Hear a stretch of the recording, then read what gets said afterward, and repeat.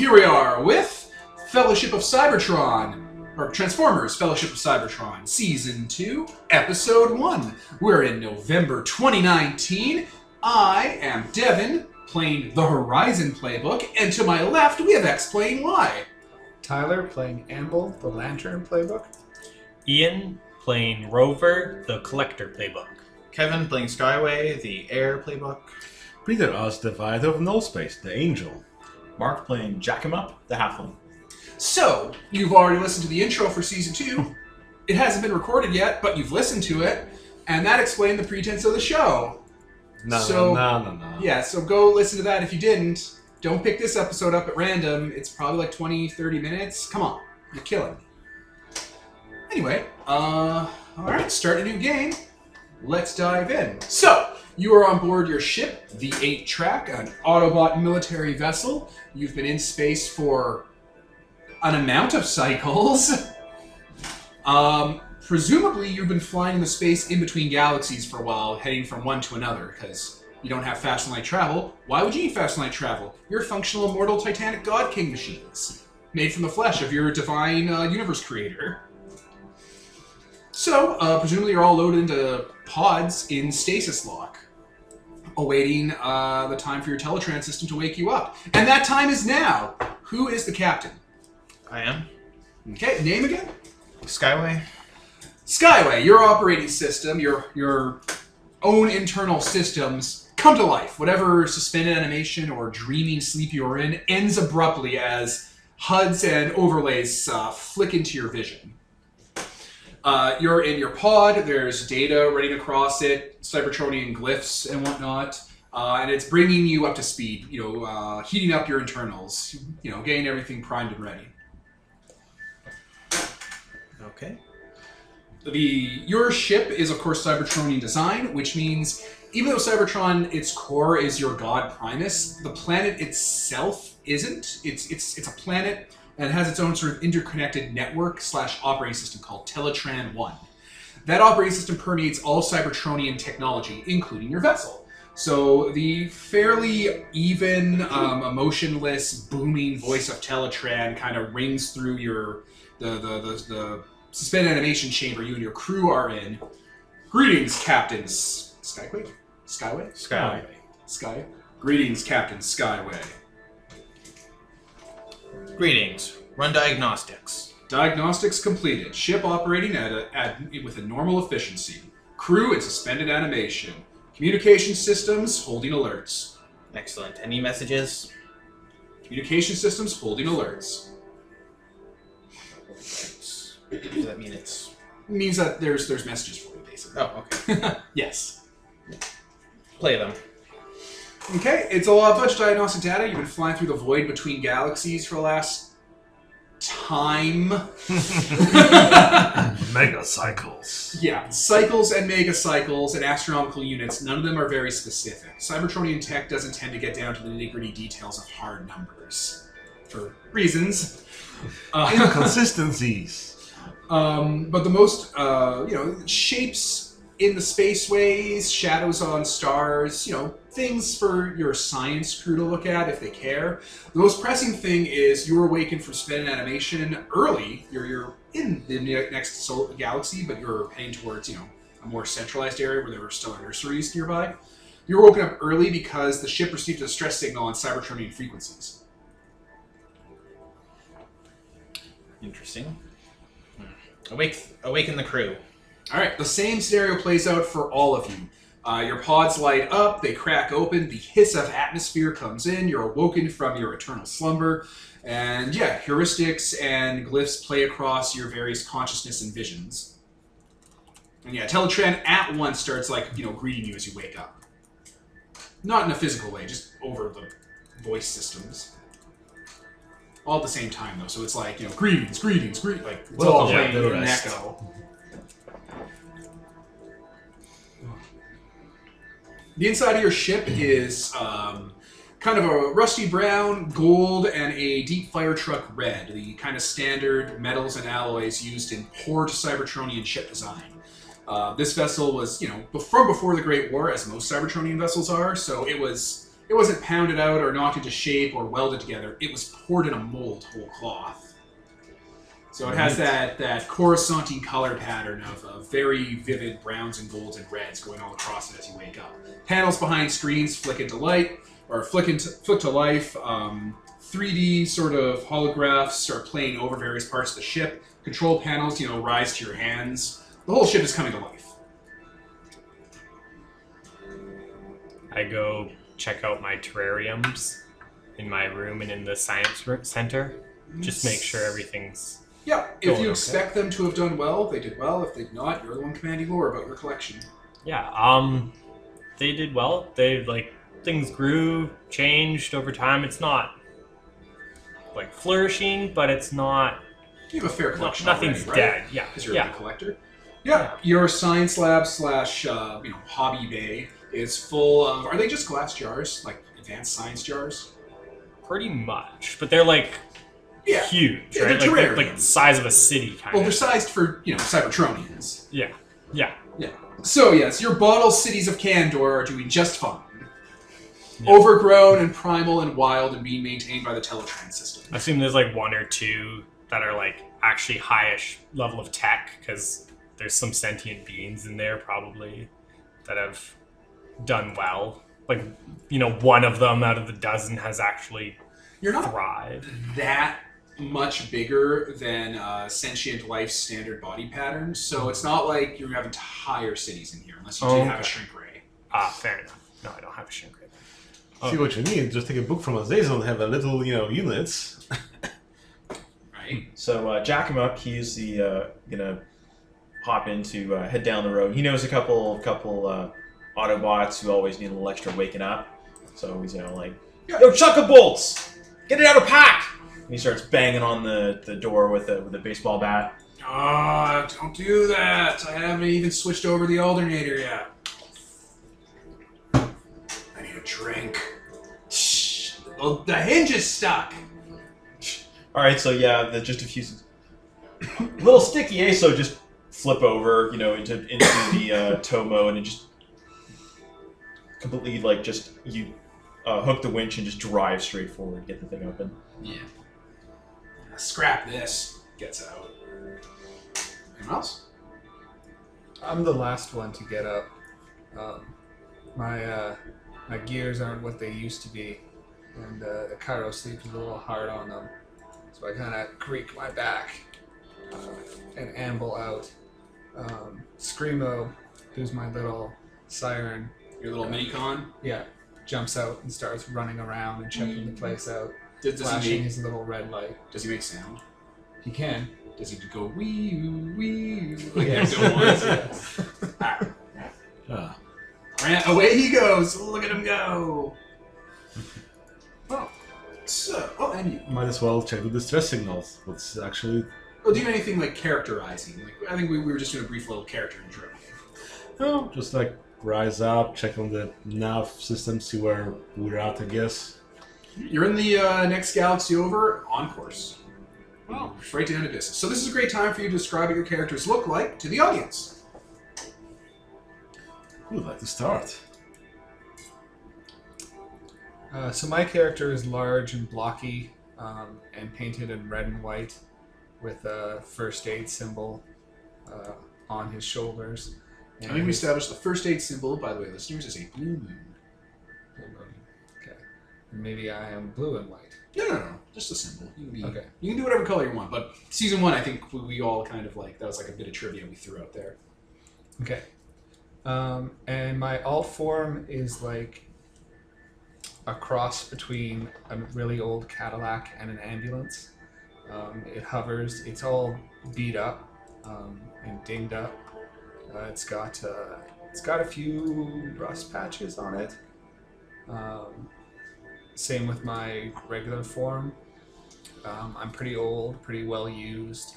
Got a lot of dents and nicks.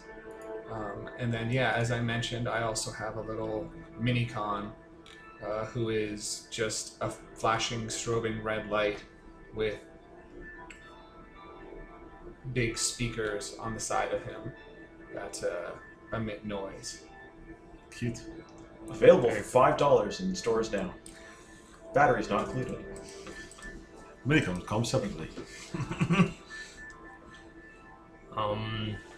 I am pretty standard looking regular form, although I have a few more, it looks like, parts that fold out to do very intricate small detail kind of work,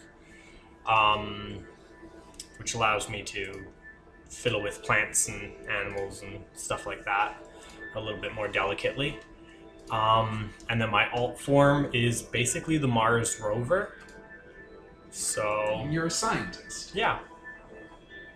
In the war, I was used to detect landmines and other stuff like that. So I got sensors and probes. And, yeah. Alright, Skyway is white and silver. She has a large kind of white glowing dome on her back that's large and kind of circular, a bit like a ladybug shell. And her alt form is a big silver and white UFO. So that closes up and she like folds into it. And your typical very, very low poly. For reference, Kevin is playing basically a remold of Cosmos. Yeah, basically. Okay, the Viter, he's an angel, so he's like all the angels looks a bit strange, a bit older, I suppose. So he resembles one of his creators, Solmus. So he's got those, gonna look to him a bit rounder shapes, angelic wings that are like razor sharp, spikes coming out of his head like halo, I suppose. And yeah, other than that, he's an octoclop. He's got one big eye and like 7 smaller ones around it. And he's got 2 art forms. One of it is a spider, and another one is pretty much like what you call a throne or ophanin, as in wheels within the wheels, like large A ball with like gimbals around it and rings. Yeah, pretty much. It looks like Unicron, A bit. which is what an Old Testament Bible angel looks like. Yeah. There's a lot going on there. Angels, man. They're fucking weird. Right? So Jack 'em Up is basically a pretty good example. The TF2 Machine Scout, except scaled up. The face for it is absolutely nothing, just like a couple lenses. And instead of hands, he's got basically big grappling claws. Oh shit! You yes, were he's censored. Yes. So yeah, you got the square head with the eye in it. Yeah. And with a fold out like baseball bat on one of the arms as a sort of a built-in weapon. His alt form is basically if you Google fuselage truck, it's basically a tow truck that can reverse, and it looks vaguely futuristic. And yeah, he hauls around other Autobots in that form. What does our ship look like? So the 8-track is an old Cybertronian warship. That same color pattern I was talking about, but it has... oh shit, I had the picture up there a moment ago. I've had this picture open for a goddamn week after I found it, and I just closed it. So yeah, it has that red, gold, brown design. The exterior is... how would you even describe that? It's kind of like gentle alien kind of curves and shapes. With like circuit patterns. It's a little avian, but it's very alien. Like a retro-futuristic, I guess. It's very retro-futuristic. It looks like something that you'd see out of... shit, I forgot the name of the guy, the artist. Gernsback? No, this guy's fucking famous. Foss. Christopher Foss. It looks like, kind of Chris Foss style. Okay. I think that's everyone that's important. That is everyone. Yeah, you got companions and stuff, but they don't matter. So yeah, you're all up. Your crew is waking up. You have Autobots on board. They're coming out of cryostasis. You guys all look unique. A lot of them don't. They just look like Cybertronian people that have like battle armor and stuff on. Background characters. Yeah. Which I should point out. I should point this out because I keep bringing this up every time we do Transformers. Is you very much are World War I like officers and soldiers in a 1-for-1 comparison, just in Transformers, right? So you're not naked. You guys are big, bulky robots, but some of that stuff that is your bulk also would be the equivalent of clothing or armor. You know, you have tools on you. You have rations. You have food. You know, some people have prosthetics or cybernetics, but it all kind of is hard to differentiate if you're not Cybertronian. You know, there's this story of back in Animorphs, where some aliens, the Andalites, those weird blue centaur things that are psychic, they abduct 2 humans from the 60s, and they bring them to their ship, and their ship is a giant terrarium. It has like rolling fields because they're centaur aliens, so they kept hills and fields and places to graze and stuff. And the humans are like, oh, this is cool. It's like a little verdant garden world. And like it describes the aliens screaming as the humans sit down and peel their hooves off in front of them. Because they didn't realize the shoes weren't part of them. They're like, oh, what are you doing? It's molting. Yeah, the one was like, oh, I'm going to throw up. Is this Gaia, the one you're talking about, the series? Animorphs. Oh, never mind. Yeah. The Andalite Chronicles. But it's that kind of convention. So like, even though you guys look like you look, you're not like naked or anything. Like a lot of what you have on you has been bolted and welded and added on, and it's armor, it's extra material. So your Cybertronian like crew members, your Autobots who don't look super unique, they're just wearing standard soldier uniforms, like in a trench scenario. They're, you know, they got their uniform, their boots, their helmet, their guns. Yep. Just to kind of get that aesthetic across. Yeah. Skyway will kind of like make an announcement over comms. We will be meeting. All senior staff will be meeting on the bridge in 7 cycles. Cycles is such a universal word too. When you're speaking of cycles in relation to people, it's like, you know, personal time. When you're talking about cycles in relation to space, it might be astronomical time. Who knows? In this facility is 1.5 minutes for every cycle. Rover finishes up what he's doing and then heads over to the bridge. Yep. Of course, Jack him Up's most important duty, very, very secret mission. He has to go talk to Boilermaker first before heading to the bridge. Who's the fucking Boilermaker? The ship's cook, the hipster bot, but very, very secret mission, something on Captain's orders. Most important thing. Who wants to play Boilermaker? No, you don't even have to. It's just Alright. it's a little bit just. Don't all jump out at once, though. Fuckers. Someone wants to do a hipster accent. That's what I was aiming for. But just the important thing was, comes to the bridge, Captain, hands over the Energon coffee. Yes, excellent. Okay, now Dark Word started on. Yes. The universe is safe. Now we can get this party started. You're my new assistant. I hobble my way down the hall towards there.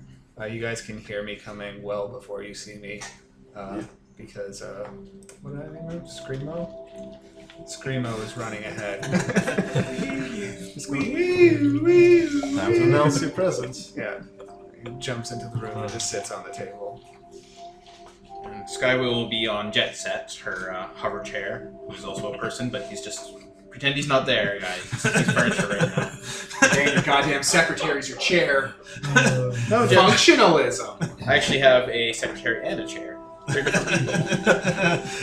Functionalism. Everything's Everyone going in back to their the place. For every shape, for every form, a purpose. The weak are meat, and the strong do eat. Yeah. Cloud Atlas. Pretty good. Yeah, I like Cloud Atlas. I trust everyone has found their sea legs. Yeah. So, what's this distress signal, Captain? Well, we'll see. I'm gonna press the play button. Sure, it brings up a nearby star map. You guys are basically within the solar system, which is why you picked it up. It's going at radio wave speed, so slower than light speed. And it has Cybertronian signatures to it, and it's coming from a nearby planet. Well, scrap me. Well, we may have found a colony. That's something they do, right? Like make Yeah. colonies? Okay. Oh, yeah. Or someone crash landed. Or that. And they're in trouble. Hopefully not too much trouble. I just hope it's not Shaka Khans again. I'm real sick of them guys. Well, either way, we'll have to check it out. Can't just leave them alone.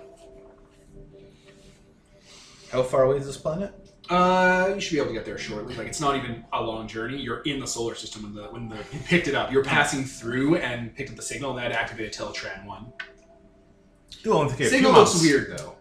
What's that? Signal's weird, though. Like, it's degraded. If there's inconsistencies, it doesn't follow any standard coding. But it's following Cybertronian pattern. Does it feel like it's been there for like a while, like on repeat or something? Nope. Signal degradation shows that it's only maybe a few revolutions of that planet's sun old. Okay. Perhaps we should run analytics on the captain. Smart idea. I will leave that in your trusted hands. Who wants to... I think this would be look closely. Yeah. As our first roll of the day. Who's got the highest sense? I have +2. There you go. We're both really good at it. Yeah. Then you can look at it. Who's our Oh man, you double-sided this shit. Nice. Yes. Oh, never mind. So And you're the science officer, so I think it makes more sense for... Sure, I'll do it. You get to look down the Etch-a-Sketch. you can roll with hope because you're working together, probably. Because I'm what? Working together. Yeah, sure. Oh yeah, you have sensors you can spend to use without even rolling if you want. Closely. Let me find it on Pretty good here. roll, because it's fun to roll. Yeah. Look closely. I roll Sense. 2d6 then? 3d6. 3d6. Okay. Because you're both doing it together. That's called hope. Yay! Because you're doing the same thing together. Yes. We've learned that. Two highest. 11? And then you Oh, drop 2 it. highest. So 10. 12, Alright. because you add your And sense. then I get +2. Yeah. That's so a 10 12. plus result, which means you get the 7 plus result. Ask 3 questions from the list, and if it was 9 or under, you would also get the hard way, but you don't. That's how you Awesome. read these things. So you get to ask 3 questions from the list, and they can be a little twisty or changey. You don't really have to worry about following the exact script. Yeah. No, that's fair. So yeah, you guys are in the sensor room, scanning the signal. What looks out of place with this signal? Because you said it doesn't quite match. It looks like it's junk data. Like none of it's consistent or coherent. None of it was put together with purpose. Does it look like bait from like a? No, it is not bait. Okay. Yeah. Or I guess. No, that's 2. Yeah, that was well. Like you have 1 left. Yeah, Count sorry. it down. To your death. Do you guys have a good question? I Who didn't. sent it? Planets. Yeah. Well, we're that's- looking with the sensors, right? Yeah. It's coming from the planet? Yeah.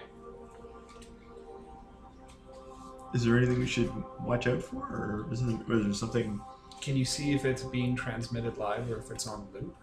Oh, yeah. Is it on loop or is it?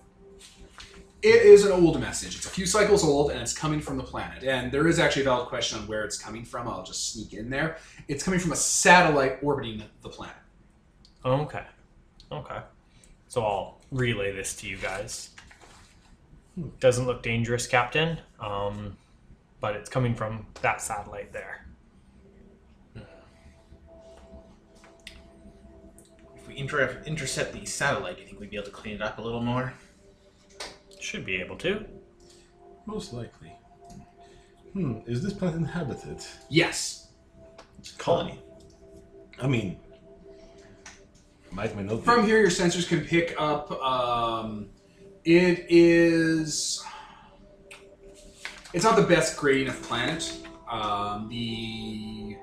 It looks like the most of it. It looks like it's an older planet too. So most of its tectonic activity has calmed down. The mountains have kind of eroded away into sand. It's very desert-y, with small pockets of deadly water. Deadly. The environment is oxygen-based, but it's an impure mix. Like it's not completely oxygen. So it's not totally acidic. That's good. Okay, what are your orders, Captain? Heading closer to the satellite and see what we can make of it. Then we shall arrange an away mission and make landfall. Okay. We taking the 8-track down, or are we going to use a shuttle? So, to point out, your Eight-track. ship the 8-track cannot go into atmosphere. You do have cargo lighter shuttles that'll take you into atmosphere and land you and take you back up. Too interesting, especially if there's like life here, we'd be way too noticeable. Yeah. Plus our ship is Titanic. We probably look like another moon coming by almost, depending upon how close That's we get. no moon. You're big. You're not that big. You're not a warship. Actually, Well, I'm just saying depending upon how close we get to the actual planet. I mean, like, you can see ISS like as a blink from, like, the ground, so it would be way more noticeable, so we'd be like, A bigger blip, yeah. yeah. Yep. So yeah, we're gonna head for the satellite. Okay, you lay in a course and head deeper into this solar system. There is a interference belt delineating the outer and inner parts. Most solar systems have things like this. You have no problem at all because asteroid belts are huge. And asteroids are millions of miles away from each other. There are gas giants that you have to kind of skirt around the gravity wells of, so you don't have to put up a fight. And yeah, this planet is a world, and you're within orbit of it. You're starting to pick up more transmissions. None of them are Cybertronian. They kind of have that signal, but it looks like it's coming from the civilization on the planet. What are they saying? Incomprehensible. That's It's fair. gibberish. That's fair. Is it even gibberish to the guy who can understand everything? Oh, absolutely not. If I wanted to analyze it. You're picking up radio waves. Yeah. Looks like a primitive civilization. Like subtype 1, Kardashev scale. anyone know what that means? Wee you, wee you, wee you. The one NPC I got in the room.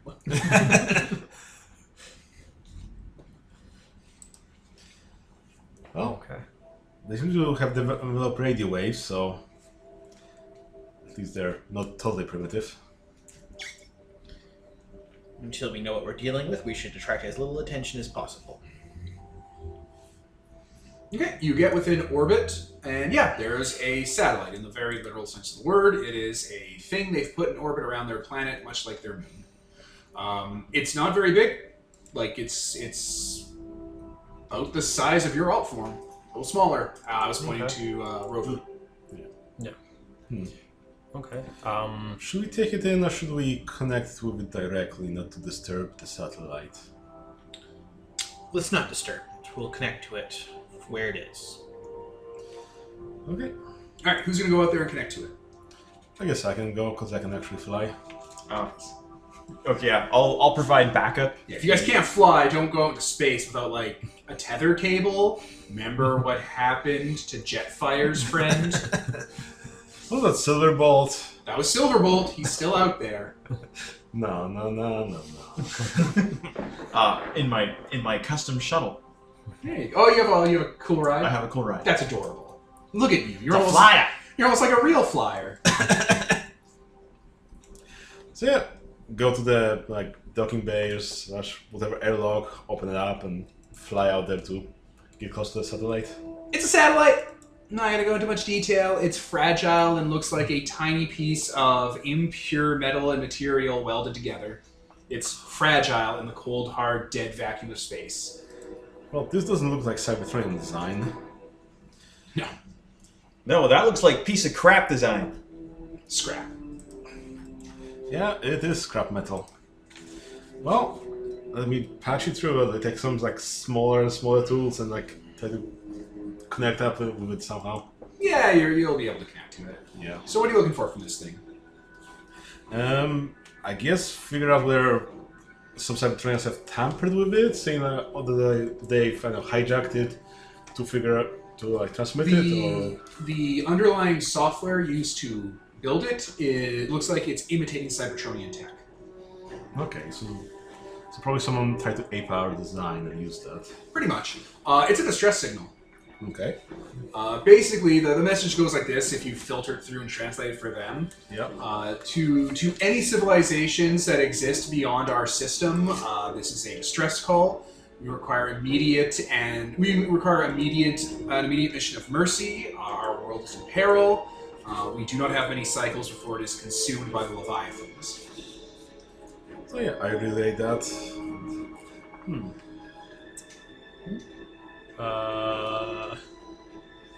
Is it just me or does Leviathan sound bad? I mean, depending how big those creatures are, the Leviathans might be our sized, so... Fair. But it's like consume the world. Are they... Your atmospheric sensors are picking up multiple atomic detonations that have transpired across the planet's surface, and wreckage of several major metropolises. You mean right now or in the past? In the past. Now that you're close enough to kind of give it a scan, you're like bringing up images of like cities that have been like glassed over. Oh, whoops! Well, someone discovered how to spedatum. Primitive. Yeah. Perhaps they are being attacked by some otherworldly presence. We should land and survey the damage. You've picked up a civilization that's still functioning. It looks like it's the largest on the planet from its energy signatures and use of fusion technology, beneath one of the remaining mountains. That's where we'll go. All right, so you load into your cargo lighter. Yep. All right, yeah, you guys leave the 8-track and descend down to the atmosphere. It is not a rocky ride at all. Your ship is made of goddamn solid material. The atmosphere vents out, it exchanges. I am assuming you guys took some precautions because it's a corrosive atmosphere. I guess we cut ourselves with some sealant or something. Yeah, you get a resin spray. Yep. They touch up your paint. Yep. Because, yeah, paint would be like sunscreen. There you go. Yeah. Rust protection. Yeah, this world is a desert world with, like, broken, cracked mountains and, like, the ground is all kind of turned up, you know, like a craggy canyon. That's what I'm looking for, the word canyon. And you're at the base of the mountain. Seems to be the place. Careful there, Rusty. I don't think this atmosphere is going to be too good for you. I've been through worse. Literally no one would challenge that. No one in the war would ever challenge that statement. Whatever happened here wasn't good. We should be cautious when we approach. They might take us as hostile. True enough. Everyone spread out, trying to find a way into this mountain.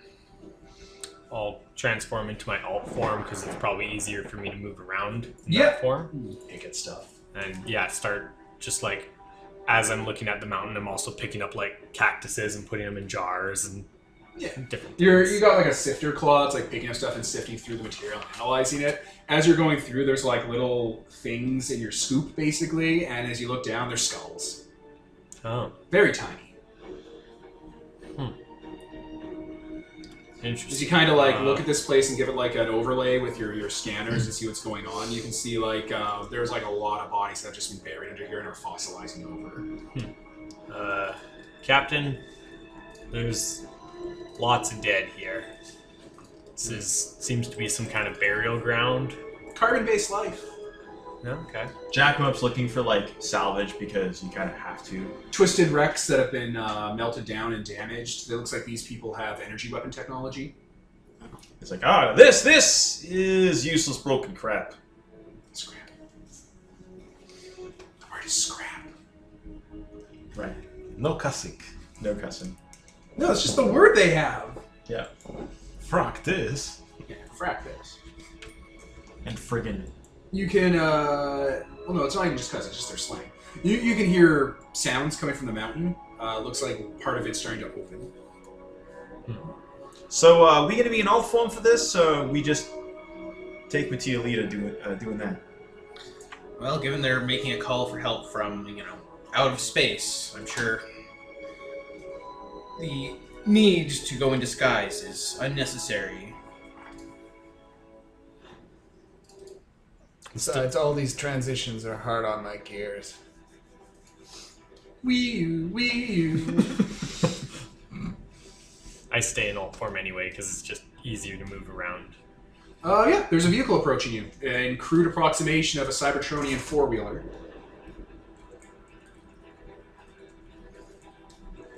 Well, All right, it looks like they must have had at least some kind of encounter with our tech before, if they've been copying it. copying, salvaging. Raise an arm in like a wave. The people who get out, I'll just skip trying to make it sound like you don't know what it looks like. They look like astronauts in astronaut suits. Like NASA white and gold astronaut suits. With like packs on and stuff and like air tanks. And they get out and they're waving back, and like some of them are like doing this over their visor, looking at various parts of you, where your Autobot shields are. They're like covering half their face to look at it. Why are they going half their face to look at it? Yeah, they're doing this, like when they're looking at it and talking to each other. Alright, so they'll crouch down. Alright, one of them will tentatively approach you, and they'll the vehicle from the flatbed of it rises up to show a billboard, and like one of them has like clearly some sort of interface on their suit, and they're like typing symbols out onto it. Yeah, they're gonna run through the basic first contact process. They try to show you the formula for pi. So they show you, or not pi, Pythagoras theorem. So they give you like a right angle triangle, and one side has a triangle, one side has a square, and one side has a pentagon on it. That's how you show aliens, but that you know and understand. Well, I guess I'll just cut to the chase and do the universal greeting. Bowie Grana with Nini Pong. Yeah, they imitate you. With universal greeting. Yeah. I take out my... To the astronauts in the back, high five. They start putting on weird out.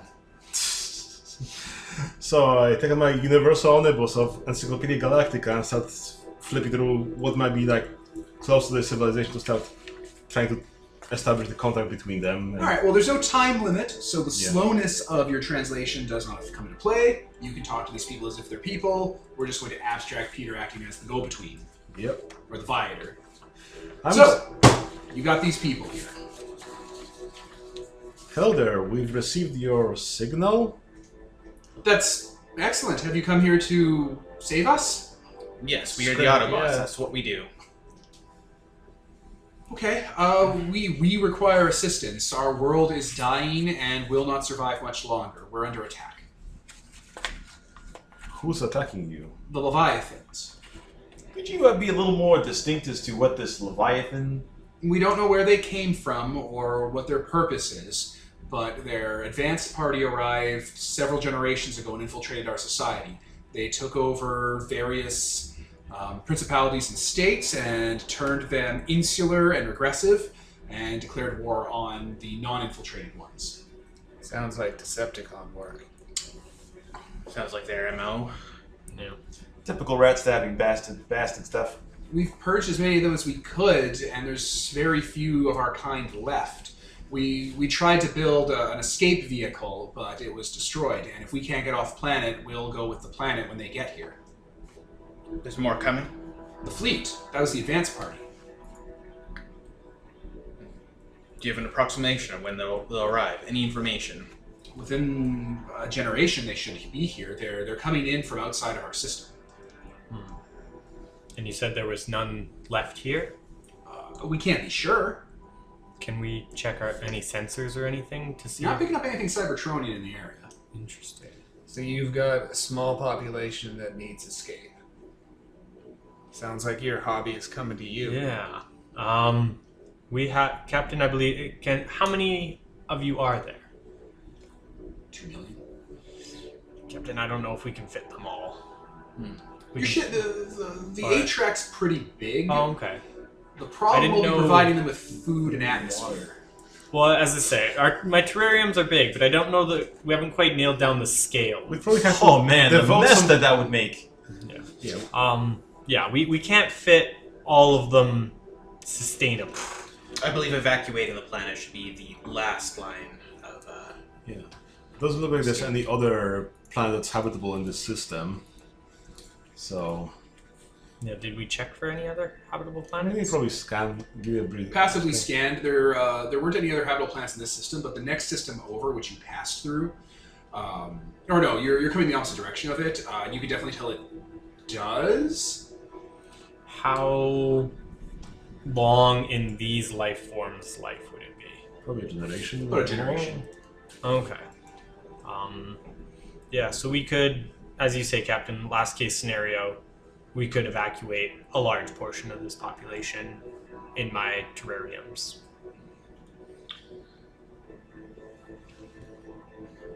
We should set out scanners and figure out if we can figure out where these invaders are coming from. We can intercept them before they reach space. This space. They're coming from outside the solar system. We could try cloaking the planet in some field to make it look as Yeah, but if they had an spy. advanced scouts here, and did some infiltrating already, they'd probably have a pretty good idea of what this place is, where this place is. Yeah.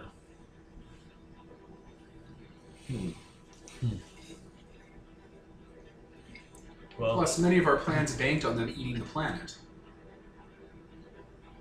We've lined the inner crust with fusion devices. When they begin to consume it, we are going to detonate it, providing our generation ship with a means of escape. Oh, you have your own ship as well.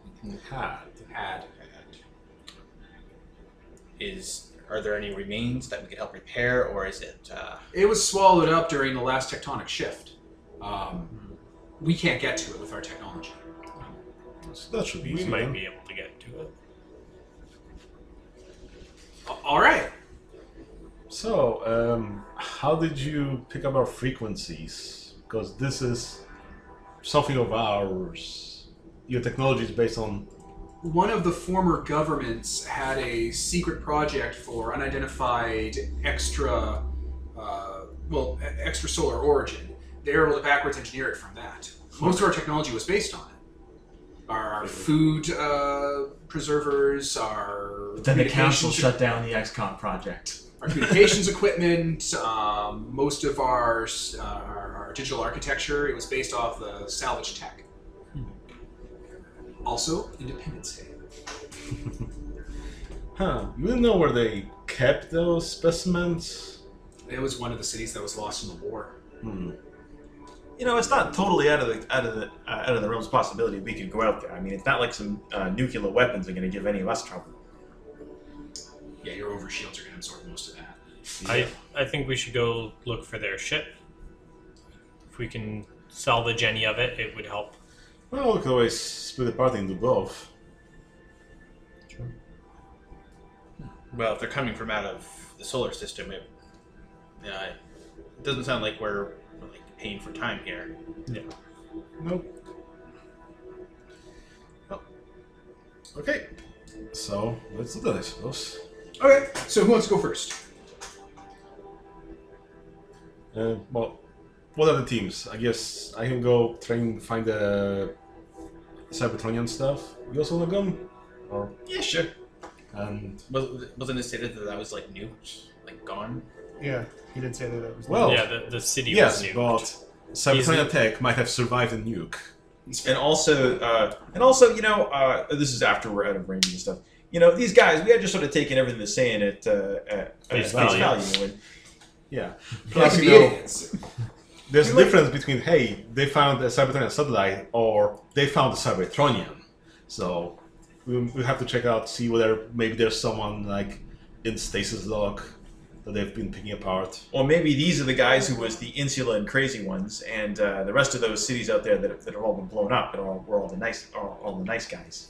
Well, I'm going after the ship because I think our priority should be saving these people. We can I'll go always with save you. them first and then find Cybertronian tech after. I agree. I will be, at the very least, helping with the retrieval of the ship. Okay. All right, which team wants to go first? Okay. That's us, ship yeah. retrieval. No. I gotta get that soundboard for this game. Yup, definitely. Okay, let me pause while I change the soundtrack. And we're back. So, A team, you guys head out to find their colony vessel. Did you take some of the aliens with you? Probably to navigate, yeah, because they Yeah. would have a rough idea of where it was, and Okay, do you have anything you want to ask them or talk to them about on your journey? okay, so the destroyed cities. That is due to the infiltrators. They're It turned most of the principalities we had on this world against each other. For our time. How did your people find out that they were not what they seemed? Oh, when they executed them. They were different on the inside. How so? Mutated. Organic.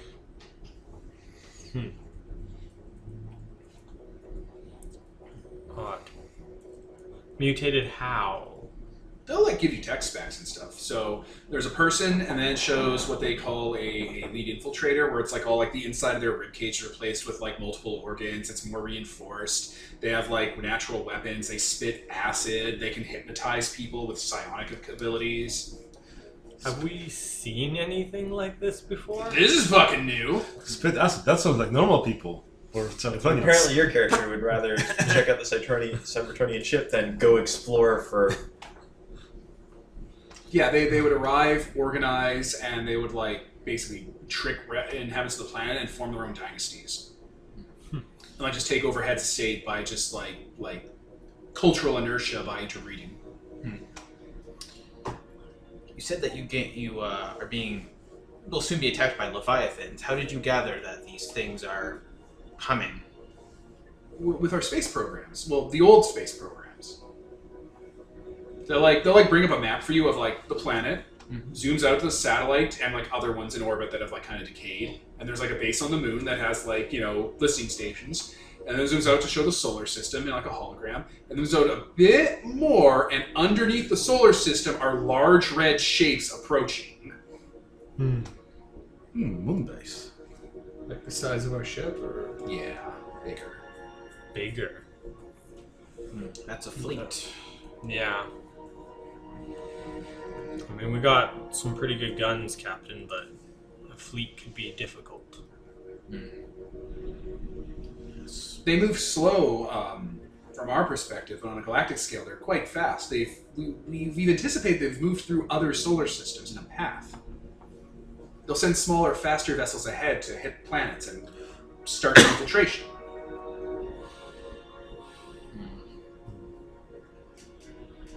We should take the information that we gather here and spread to other organic planets if this is a widespread issue. Well, that's how we found it originally. The technology that was located that we used to start our industrial revolution had this information hard-coded into it.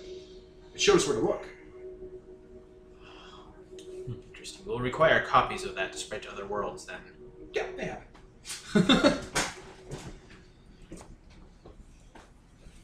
Have we made it to the... Yeah, it's the Grand Canyon, and in it is a crashed primitive colony ship. It fell in. how badly damaged is it? Well, pretty badly damaged, but with you guys working on it and some time, you could probably repair it fairly easily. It's not like the materials are complex. Yeah. But this thing is like, compared to your guys' own skin, it's such thin material. Is there ways we could reinforce it using tech from our own ship? Yeah, absolutely. Are there ways we could reproduce this and make more of these so that more people could fit on? Building new ones whole cloth might be racing against the clock. All right. How about modifying the inside so that it can fit and sustain? Optimizing people? it? Yeah. Yeah, with your advanced technology and know-how, you could probably cut away systems they don't need and centralize them better. Okay. I believe what we need to do here is bring down more operatives from the ship and have them work on this. And together we can make it so that they have a chance of surviving, of escaping to another planet. Agreed, Captain. We also have star charts from the previous solar systems we've been through, right? Oh yeah. So we could pinpoint planets for them where they could land. I mean, I think they know. You came in from outside the galaxy, so the systems would be heading rimward instead of coreward. I mean, we probably could take their whole ship, take it with us, and take it to the next system where we know there's a planet in the Goldilocks zone. Just drop them off. Yeah, if you got the That- engines and stuff. That said, our ship doesn't move necessarily as fast as some other ships. mean, so what? Your ship moves much faster than this hunk of shit. Okay. I just know that some primitive tech, This is a generation ship. quote unquote, primitive Probably. tech has faster than light travel. So, I was just wondering what scale. Faster than light, those primitive fools. So yeah, that sounds like a good idea. We'll tow them. Yeah, towing them. Good Yeah, if idea. you just basically attach this as like a fanny pack to your ship, you can load it up with people. Yep. They could run off of the. You can even cut the power reactor. Probably they can run off teletrans reactors. That sounds like a plan, actually. As long as it doesn't put, we'll make sure it doesn't put enough burden on our ship. But, There's no way it could. okay, then we'll be fine. The bigger issue will be in reinforcing their ships so we can stand the new speeds. Yes. Yeah, actually, shearing force is a major concern. I would. Shearing force from gravity changes. Gravity changes, yes. Like but when you're going in space, other things influence you, and they can pull and pry you.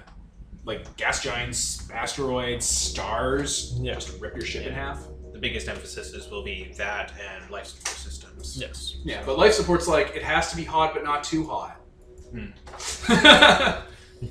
Well, then why are we jawing about it? Let's get to work. Alright. Yeah, you put in the call, and cargo lighters start descending from the horizon nearby. A triumphant scene. Okay. Yeah, work begins. Let's cut back to the B team.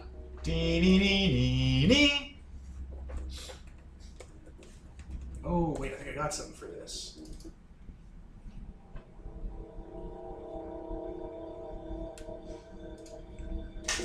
You're in a nuclear city. City destroyed by nuclear war. There are towers and power plants, old coal, like the moisture stacks from like fission atomic plants are on the horizon, cracked and shattered like man-made volcanoes. There's dust in the air, creaking, breaking down buildings made of rusted material, flipped over transports. So it might be Cybertron. Yeah, a little. Yeah, they've harvested acid and turned that into part of the energy system. Yeah, it's kind of surprising, actually. Kind of pretty ingenuitive. Yeah, I suppose you don't have to worry about that eating your skin. You can just vent into the atmosphere. Not care about it. So, you see anything that might be an intact primitive computing device?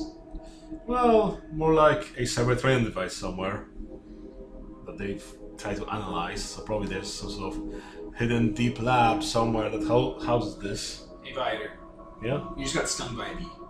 Oh. You, Peter, in real life being stung by a bee, that's what your character feels. Oh. I just started looking around. What's this? It's on your back, it's in your shoulder, it's still stabbing you. Oh. Ah. Is that taking it? It's a tiny little critter like the aliens here, but it's bigger, bulkier, and has like shell on it. And yeah, there's like dripping acid spikes on its hands, and it was stinging you. But it was doing so little damage, your overshield didn't even activate to the front. Alright, so yeah, it goes by. Oh my god! By the maker. Oh, by the maker! You're adorable! So just take a little jar and just put it in there with some holes in. I bet Robert will be interested in this. Yeah, Yeah, so you better be the one to. I'll give you a hand with one of my Waldos. I'm not going to grab it with the Imperial claws anymore. That did not go well. yeah, so you guys have what are called overshields, which are basically a shield that protects you from being shot and major trauma. And it's an autonomic system, so it only activates when you're in actual danger. Yeah. It So it did people. activate. Hello, you. It's like in ragged clothing and stuff, and it's just like... So, can you talk to this thing, or? I mean, yes. Quiet down, you little one. It calms down. Can you speak back? What are you? You're gonna do the translating thing? Yeah. It wants to kill and eat. Oh, Kill and eat! it's so simple. Life is beautiful. Well, probably that for later. Alright, well, if you guys want to... You're gonna find this place, but let's see how you find it with look closely. You guys are working together! Team +1 sense? You are so the person rolling for this one. Okay. Good, but someone that has some better sense. I got +1. Yeah, cargo hull and repair units. 11. Not the best sensors. Alright, well, ask away, Pete. Viator. Okay, so, well, where is this secret lab that's obviously holding this? Under the power center where those cooling towers are. Okay.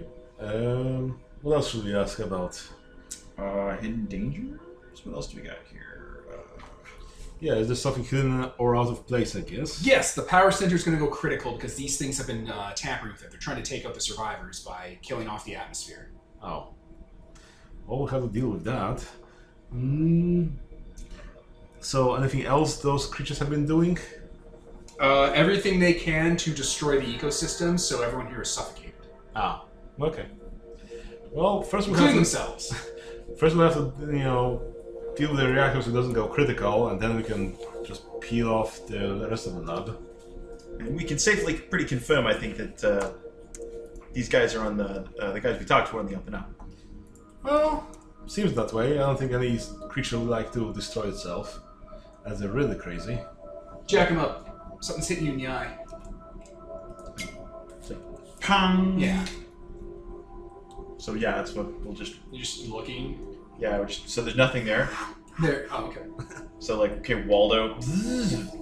When you say Waldo, I need to know what you mean. I just thought Alright, that was so- like Jersey slang. No. Waldo is a like a remote control like arm basically. So the idea is that for this one is that it's like because his arm's been. You mean it's like a Mars rover arm?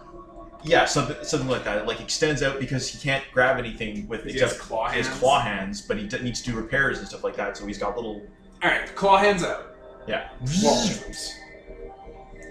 So what like around that area around the eye does that like anything off? There's a burned out building nearby, and a few of those things have set up. They have meat-based weaponry, kind of like your guns, but made of meat, and they're shooting you like in the eye.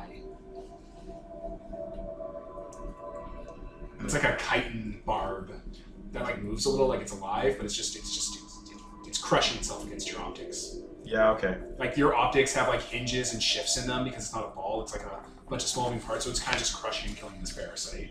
Wow, you are terrible! I mean, why would you even try something like that? It's actually kind of insulting. Are they shooting their own people or something? Are they shooting their children? What are they even? It's alright, so, let's see. Yeah, okay, so, should I even just ignore these guys? Are they even worthy of a response? I'm not sure at this point. Let's go deal with this lab thing. Yeah, well, let's do the reactor first. You get over to the power center. Yep. Okay, yeah, it's a big old fusion reactor. It has buildings and maintenance, and there's pools, cooling rods, the whole deal. It's going critical. Well, I guess if we smear it across something or take apart its fission-based fuel, then it shouldn't go critical. That's how these things work, right? Yeah, I haven't dealt with fusion in a little bit, but, Not since I was a kid. yeah, I used to have a little play with a set, you know. Junior fusion kid. Yep. So, if robots have childhoods, I don't know. They do. even sure. Cybertronians do have childhoods. Some of them do. Some of them are made to order. Some of them. Like they have. They do have a neoteny stage. It sounded like you said a word backwards. It was really creepy. It's because I didn't say a word backwards because I was trying to control you with my devil magic. Yep. Alright, so yeah, we'll head our way over to the to this Also thing. known as Try and- English.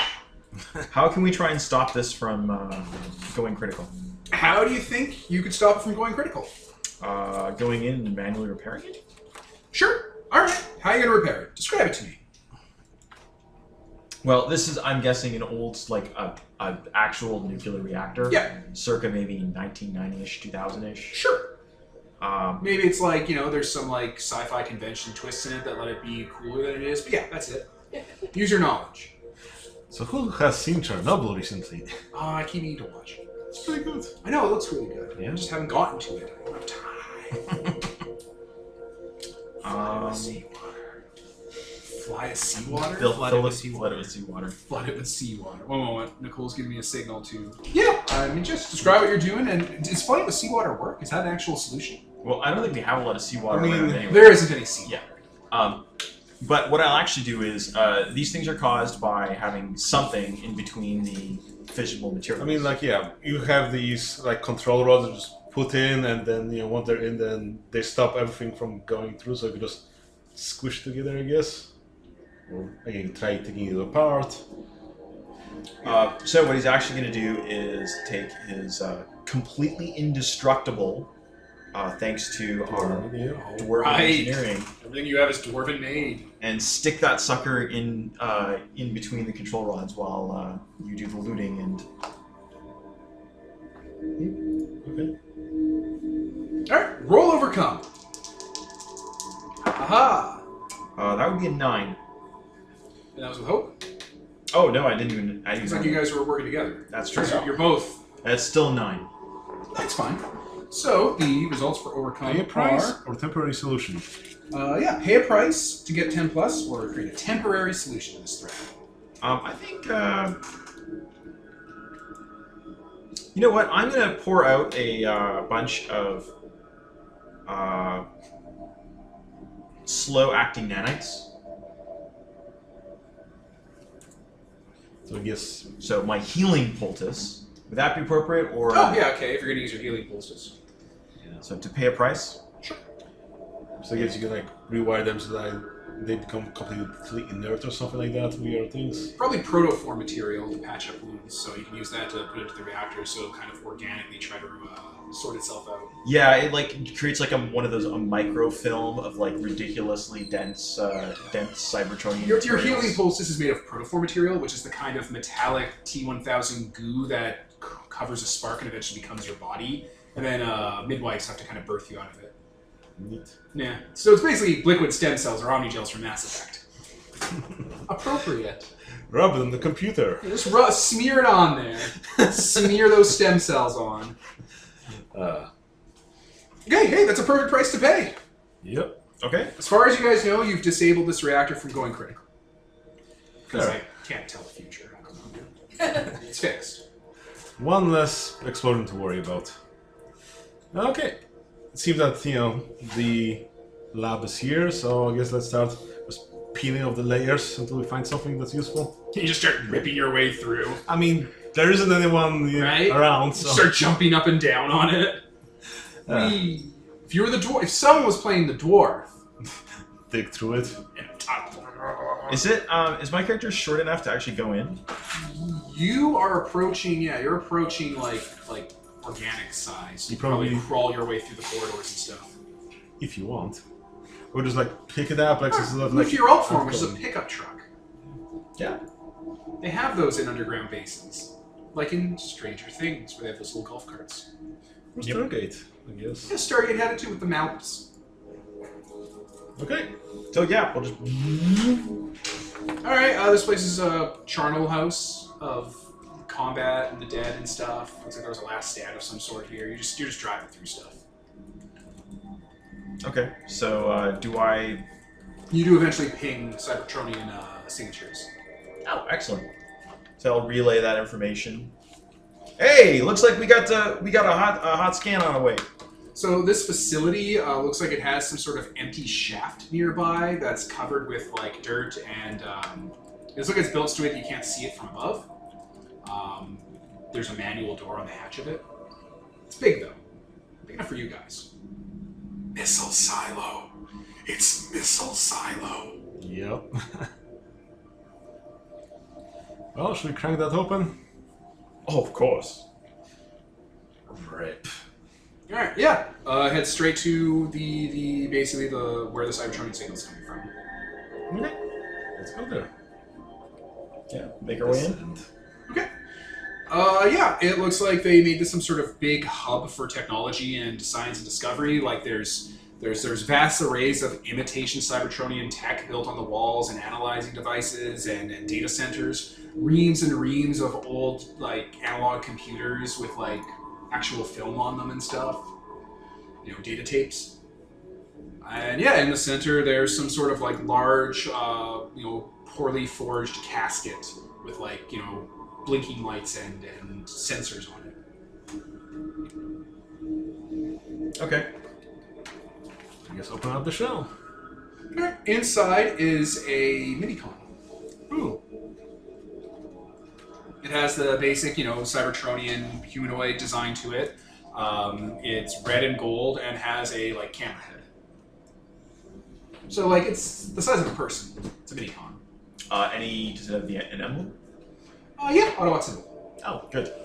Does it still have a spark in it? Yep. It's in stasis. See? I knew this would pay out. Oh, yeah! Come here, little buddy. Pick it up and... Go team, explore stuff! Alright, in you go. Yeah, welcome. I guess we're gonna like collect some other stuff. Yeah, I was just to say, if no one later. else said that, it's just... Use your eyes to just do a scan. Yeah. There we go. 1 or 2 bits of Cybertronian crap. Yeah, it looks like this was the only thing that's there. Yeah. Okay. Well, that's good enough. Fly back. Alright, the two teams meet back up. A bit of time. Like, let's do the initial touchdown when you guys meet up, and then we'll do some time passing.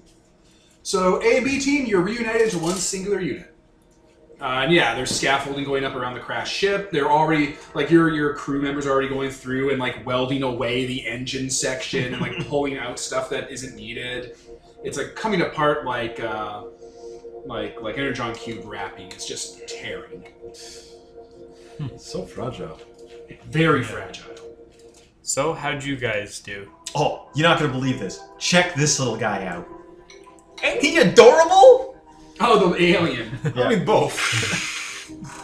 I'll take it. The humans, quote unquote, the inhabitants, the natives, the aliens. The aliens are freaked out by it. They don't like it. I'll be like, ooh, I don't like the violent ones so much. They tend to, the first few experiments, they just tend to not go well. They don't play nice with the others. Oh yeah, these a bunch of these guys were firing those little guns at us. I don't know what they're like, the children or something, but the little writhing things. Ugh.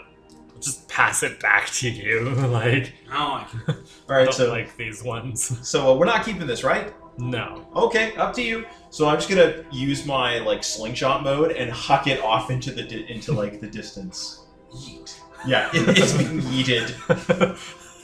I like that's in like an unbreakable case too, so it's just gonna bounce around for a while. Yeah, it is. It's gonna bounce around, and that thing's gonna die on I mean, you can always open it up and then put that in the slingshot. No, it's much more fun to be in an unbreakable cube. Yeet. Well, yeah, I guess your glasses will all be... you guys are cube primary, like, as your shape, so your glass is probably just a cube, because it's energon shot glass. Yeah. It, twists on and stuff. So But also, little importantly, things that just snap to the side. Yeah, just See, told you. Cybertronian. Minicon. Like, Wii U, Wii U. He's like dancing. Wii U, Wii U. Is it awake? No, it's deep Stasis. stasis. Oh, you're a doctor. yeah. Yeah, you're looking at it. Somebody suffered planetary re-entry. This guy came through the atmosphere. Oof. I mean, didn't we all? Our experiences are exactly the same and exactly as traumatic. Rolls wheels. Experiences were exactly the same and exactly as traumatic. you need some energon and some rolling bot. You need some time in the med bay. Just to pull up his bootstraps. Yeah, if you huck him in a CR chamber, you'll be able to bring him back up and running. For reference to the listeners, a CR chamber is Cybertronian medical system. You go inside, you power down, and the system basically starts to repair you and regenerates you with, like, energon radiation therapy. Protoform, supplemental material. You can talk when you're in it, too. Like, they hook your brain up to the console, and you can talk while you're in stasis. Neat. Well, we have It would to. be a good idea to have a conversation with this guy. Find out his perspective of what happened. Yeah.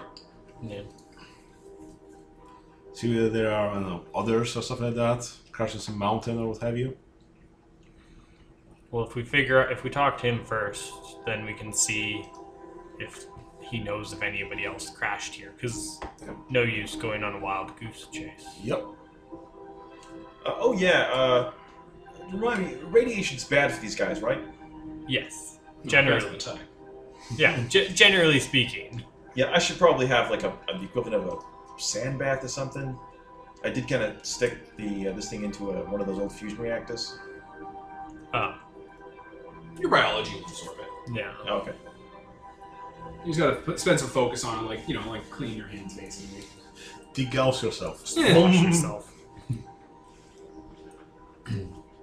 We've located the ship and realized that the best way to handle it would be to simply tow it to the nearest habitable planet. Probably will be way safer with us than on its own. Way faster too. Additionally, the information we've gathered about the Leviathans indicates that it is for the best that we simply evacuate them for the time being. Yeah. As you guys show, it's not Decepticons. It's something else. So.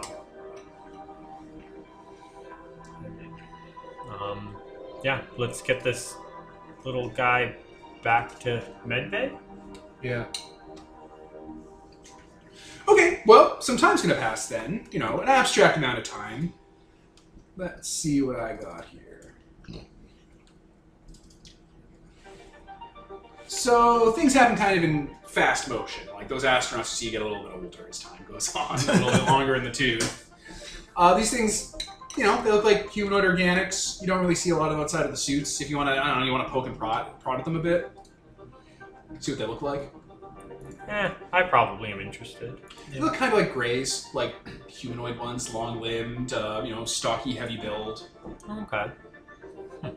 One thing I'd want to be doing is trying to, with their help, find other enclaves of people so we can gather them all together from across the planet. Especially if this is taking a while to build. Yeah, there's probably 2 other enclaves, but the aliens you're encountering don't really want to deal with them because they can't be sure that the other enclaves aren't infiltrated. Don't we have the technology to scan them? Their technology's not great for it, but if you guys want to jerry-rig something, you can probably figure something out. I think that's a good idea, actually. Yeah. For some reason, you guys are really good at detecting enemy combatants in the skies. It's hardwired into you. Just take us a hot poking prod and just poke them, see which ones start squirming. And So yeah, that'll be kind of my focus. Sure. And yeah, you bring the Minicon to a CR chamber.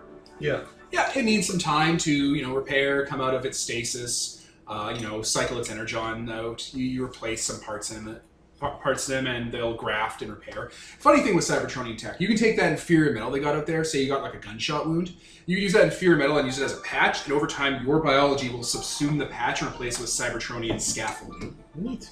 Like a graft. You'll automatically kind of bootstrap it up. Neat. We can grow more. Cyber technology grafts. Yeah. Do you guys want to be around when it comes online? I'll be taking care of it, so I'll Okay. definitely be there. Yeah, the energon lines that look like Tron lines that you guys all have start flowing on it, and that one little optic it has kind of boots up. Little blue light. Wait. You look like you've been through scrap. Puts a little hand to its head, like it's looting you. Slow back. Its Autobot shield, by the way, it was like half burned off from the damage. Which, now they're thinking back by the astronauts putting their hand over your shield, they're like, hey! Can it talk? It nods. I'm gonna ping the captain. I'll come along. Wait. Oh, So yes, you're awake. Yeah. How would I respond to an inferior, aside from sheer disdain? Disgust. Ugh, it looked at me. It's an inferior life form, blow it up. We brought you back just so I could shoot you. I do the appropriate gesture back. You piece of shit. I'm gonna use one of. Peace among worlds. Yes. I'm gonna use one of my abilities. I'm gonna reveal the way, and basically give someone advice. And if they do it, then they get to roll with hope. This guy's been through some very traumatic experiences. It might be best to tread softly, but you should discuss with him and try and glean any knowledge that you can. The soft touch. Okay, I can do that. Are you user ladies man 227? Next Quote one from is the a baby. giant laser focusing down on him. Bring me the soft gloves. I did not murder him. Enhanced derogation techniques. So But should you we can also, job you search. could, if it's a player, you can also reject my advice, and then you roll with hope if you do something just to spite me. That's the most powerful thing I've ever heard in our group. You literally can power "You're not my dad." Yeah, I'll say that. Holy fuck! So she's going to bend down, clear her throat. Now, why don't you tell me what has happened since you fled Cybertronia? Cybertron? Cybertron. That's the one. Oh yeah, yes, comrade. It's a commie. Launch it out. Ejected from vessel, mission of mercy. Seek and inform. You arrived alone? Oh yes. Where did the rest of your crew go? Shut down. Combat. Shut down combat. Comrades and brethren released. Seed solar systems with warnings. Missions of mercy to smaller, weaker life forms. So we shoot out the cannon. As Optimus would have wanted. Very well. He gives you a mission log, and basically their ship was attacked by these fucking things, and the captain basically ejected all the mini-cons in their alt modes to go and like send out warning messages to the nearby solar systems. Okay. I'm going to record those locations. His name is Raketa.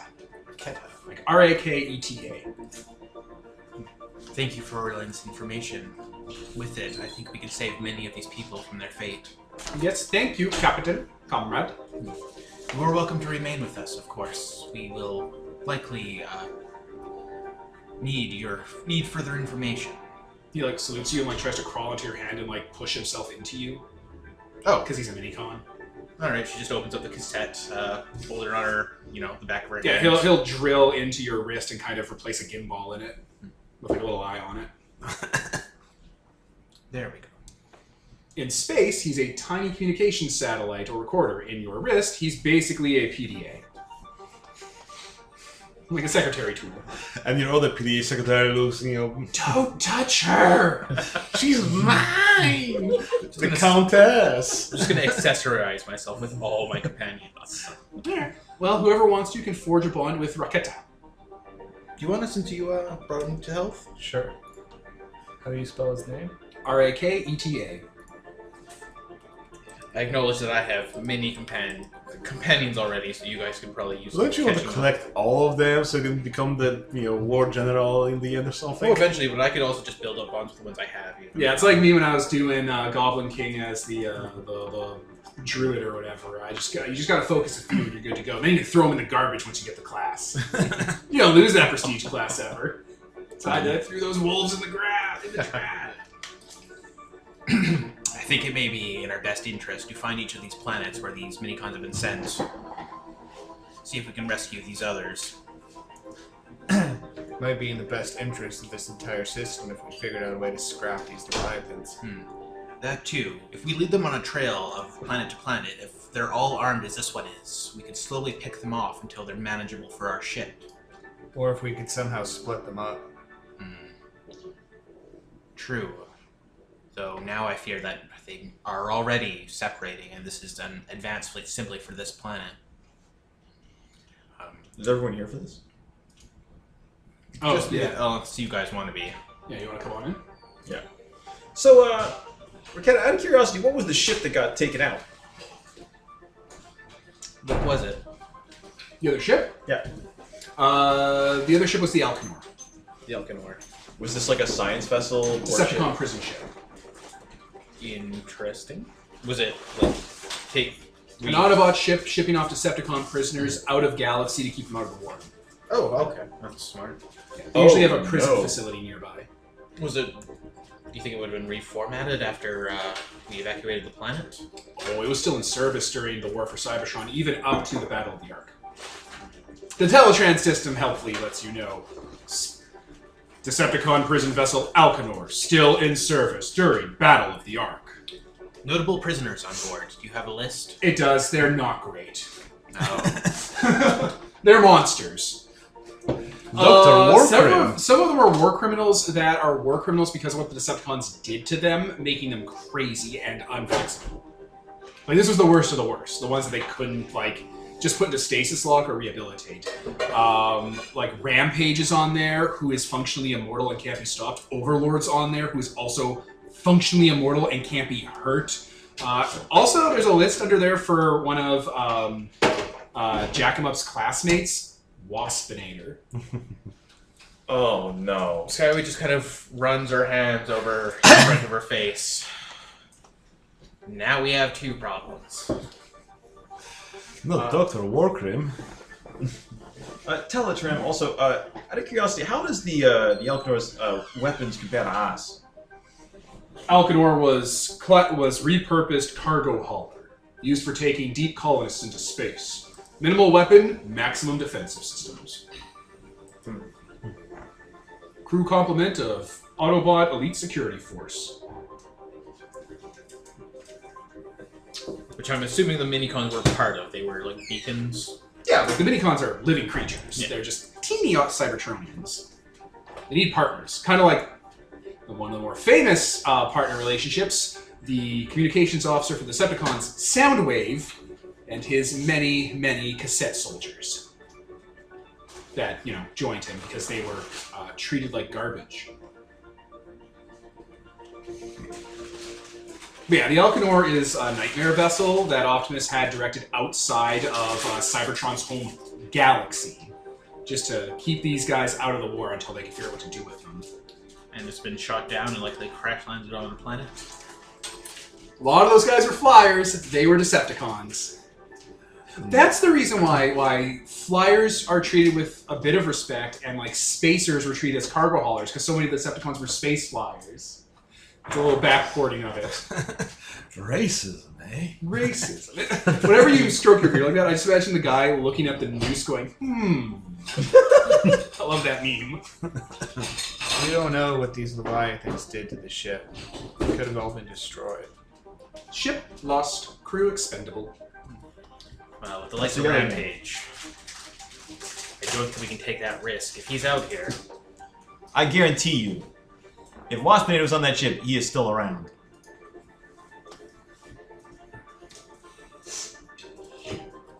so really this changes nothing. We can continue throughout this galaxy finding Well, knowing those people, whatever took out their ship, they took over, so now they're probably piloting it. there were a lead guard on there, so we can hope for the best. Captain Depth Charge. Ordered evacuation. Entire evacuation. Too dangerous to evacuate the prisoners, I imagine. Ship set for auto-destruct in creature. Again, wouldn't do anything to Rampage or Overlord. Rampage, Overlord, Six Changer. Oh Indestructo. His name's just Six Changer. Like, he can change into 6 forms and he's like, that's my name now. It is pretty unique. Yeah, he has 6 forms. Much like Overlord. Yeah, is No, Overlord that's in cool. that mix? Overlord is in there. Oh Lord, no. Overlord was part of the crew. They captured him. Yeah. Well, if we find something like that, we'll have to deal with it when the time comes.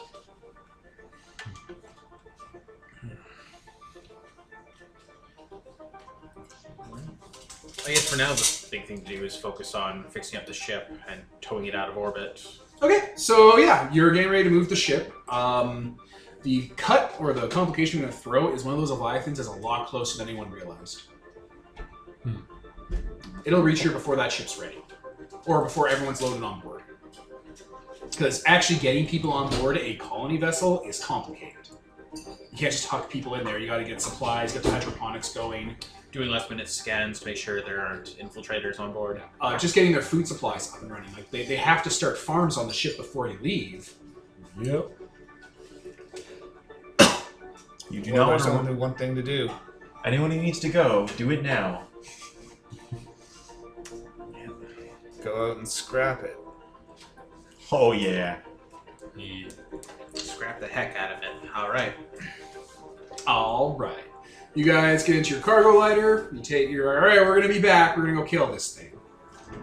They're all waving We're gonna find this fucking troll and kick its fucking and kill its fucking ass. Don't die all your way. Don't die of old age, Or don't commit, more civil wars or something. right? Don't you do it. All right, let me pause. All right, you load on board the 8-track. Your crew gets ready. People go to battle stations. Just saying. Then you take off from this unnamed dust ball, heading, I guess the term would be hubward, like down, because galaxies are disks. They just are. It's how Yeah. physics works. So you're heading to the hub. I think the hub is the bottom, dome is the top. Space South. Yeah, hubward down you go to where this Leviathan vessel should be. As you approach, you're starting to pick up signals from the Alchemor.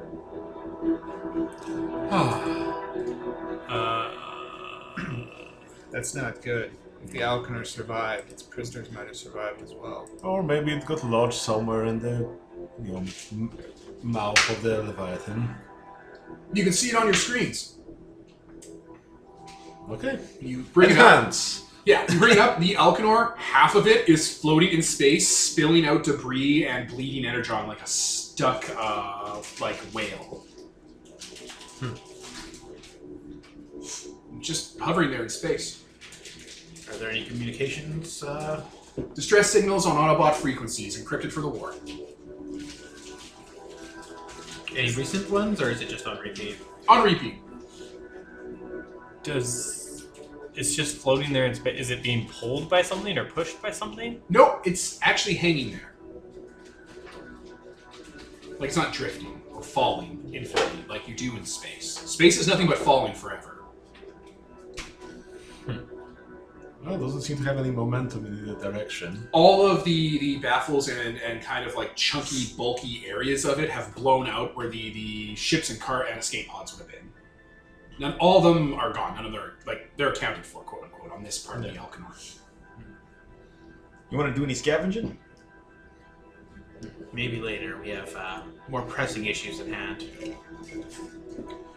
Well, there might be some survivors for the good or ill. I'm gonna do something sneaky while nobody's looking. What are you gonna do? I'm gonna send a message back to the people on the planet. Basically, if they see anything else drop around there from robots, tell us immediately, and do not trust them. Immediately is a funny word. Okay. You'll receive it a couple days later. You've left the planet at sublight In speed. your scale, tell us immediately, and do not necessarily assume that it's there to help. Did you guys at least show them what a Decepticon symbol looked like? I assume in the years we've been here. Yeah. It has been a few years, yeah. Here's the basic, pop-up book. Having friendships, watching people die, watching people be born, that we showed them the basics of our war and our people. Autobots fight their battle to destroy the evil forces of the Decepticons. And they're like, that's pretty simplistic, but it's right. Here's, It's 100% season 1 to authentic. 3, ignore the car bombing episode. You don't want that one. It's like, I know it's This really seems hard. racially insane. It's really hard for us to explain to a life form as simple as you the concept of a bunch of guys who look exactly like you but can infiltrate and are incredibly. Oh wait, no, never mind. There are some parallels here. Yeah. So anyway, the Alchemor hangs in space before you. There is power in it. There's various signals coming off of it as well. So we just scan for life. That sounds like look closely. If you look closely, but you also have scanners. You automatically pull from the look closely list if you want to burn those. You can roll, you can burn them, you can do whatever you want. I think this would be. Them, or do we just use them? Yeah, we use them and then You burn them until you refill. Yeah. Yep. I think this is a good one not to screw up. Oh, you find out the hard part by having a bunch of Decepticons jump onto your ship. Overlord's here. The navigator. Who's navigator? I'm the navigator. Go ahead then, Peter. So I use the Viator. Or Viator. Sorry. Yep. I used the sensors and let's see. Look. You can ask a question from the look closely list automatically. 2 questions. Per charge. So burn a charge, good to go. Okay, what's hidden or out of place? If so, what looks suspicious? The Alchemor is suspicious. It's hanging in space, not moving. And what's out of place is this thing should have bled out energon a while ago and not be powered. I recommend we fire a few shots around it. Warning shot. Not necessarily. More like going fishing. Yeah, exactly. Yeah, well, the you want to closest thing catch to the an anglerfish anglerfish that bait, is yeah. using this as bait, you guys. I've been thinking it the entire time, and I'm like, I don't know if I should give that to them. 'Cause that's clearly what's happening. Mark even mentioned it. A shark to come. He mentioned the beginning of the episode. Fire around it. Alright, so things change. You are now in the set piece. The Kraken. Again. Every time, forever and ever and ever, James. We're never gonna... Oh, no, Jacob, right? Jacob, yeah. Yeah. Gnome. Forever! We're never not doing this. Alright, let's get into it. Whoop. Okay, immediately opening fire with your many horrific weapons. The space you're in becomes filled with turbulence, like radiation waves, kind of like solar eddies, Gravitational waves. gravitational distortions. Your sensors start getting jammed up. And yeah, the Alchemor it basically like lodges itself free and just starts drifting. All your proximity alerts are going off. Oh crap! That's yeah. So excuse me. Well, Yep. who's on the gunner seat? Yeah, that who would is be where? That the gunner Mega seat- Blaster. Mega Blaster. Describe Mega Blaster. Mega Blaster is a minicon sized. So absolutely Mini-cons in this game. yes, and has a very high pitched voice, but speaks in the most like. I have become Death Destroyer of Worlds. Yeah, I'm not doing that voice. Now I'll don't worry. I'll give you a break from. That's much No, more. he's gonna be like, If my heart were a cannon, I would shoot it upon thee! I'm gonna be all like, hell yeah, we're gonna shoot this alien down.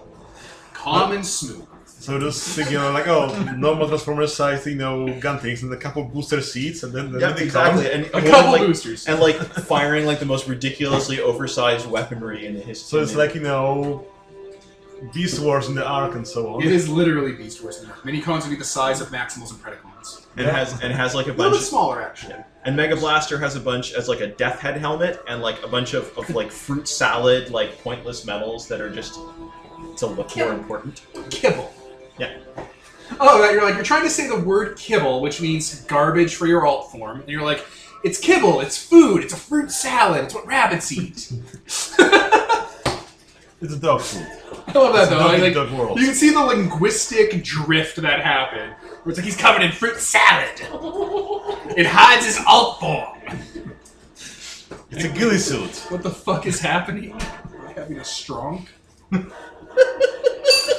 No Kronk. No Strong. Alright, so immediately smaller vessels start swarming around you. And yeah, they look like they are sized for the aliens on that planet. They're organic, they're made of meat, they come out of nowhere. They come out of small holes in space like, they look like space bridges. And yeah, they come out of it and start flying at your ship and around it and are firing weapons at it, not doing a lot of damage. The 8-track, like all Cybertronian tech, has its own overshield, and the material it's made out of is, built for the void of space, out of Godflesh.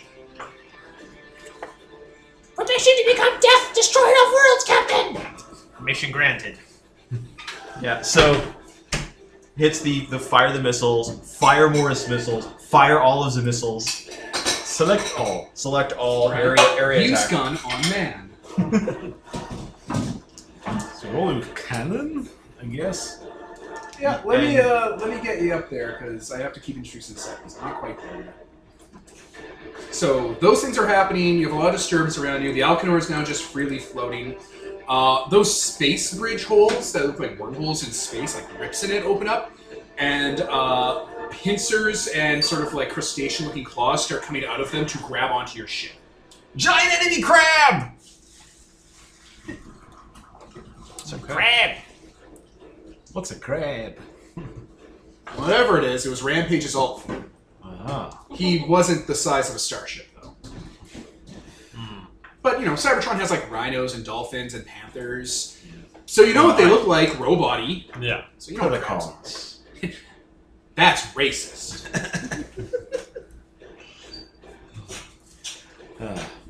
So someone made the Ring of Rampage bigger. So, we are in the Unstoppable Kraken set piece. We are, of course, like we always are, in Phase 1, the Lurker Below.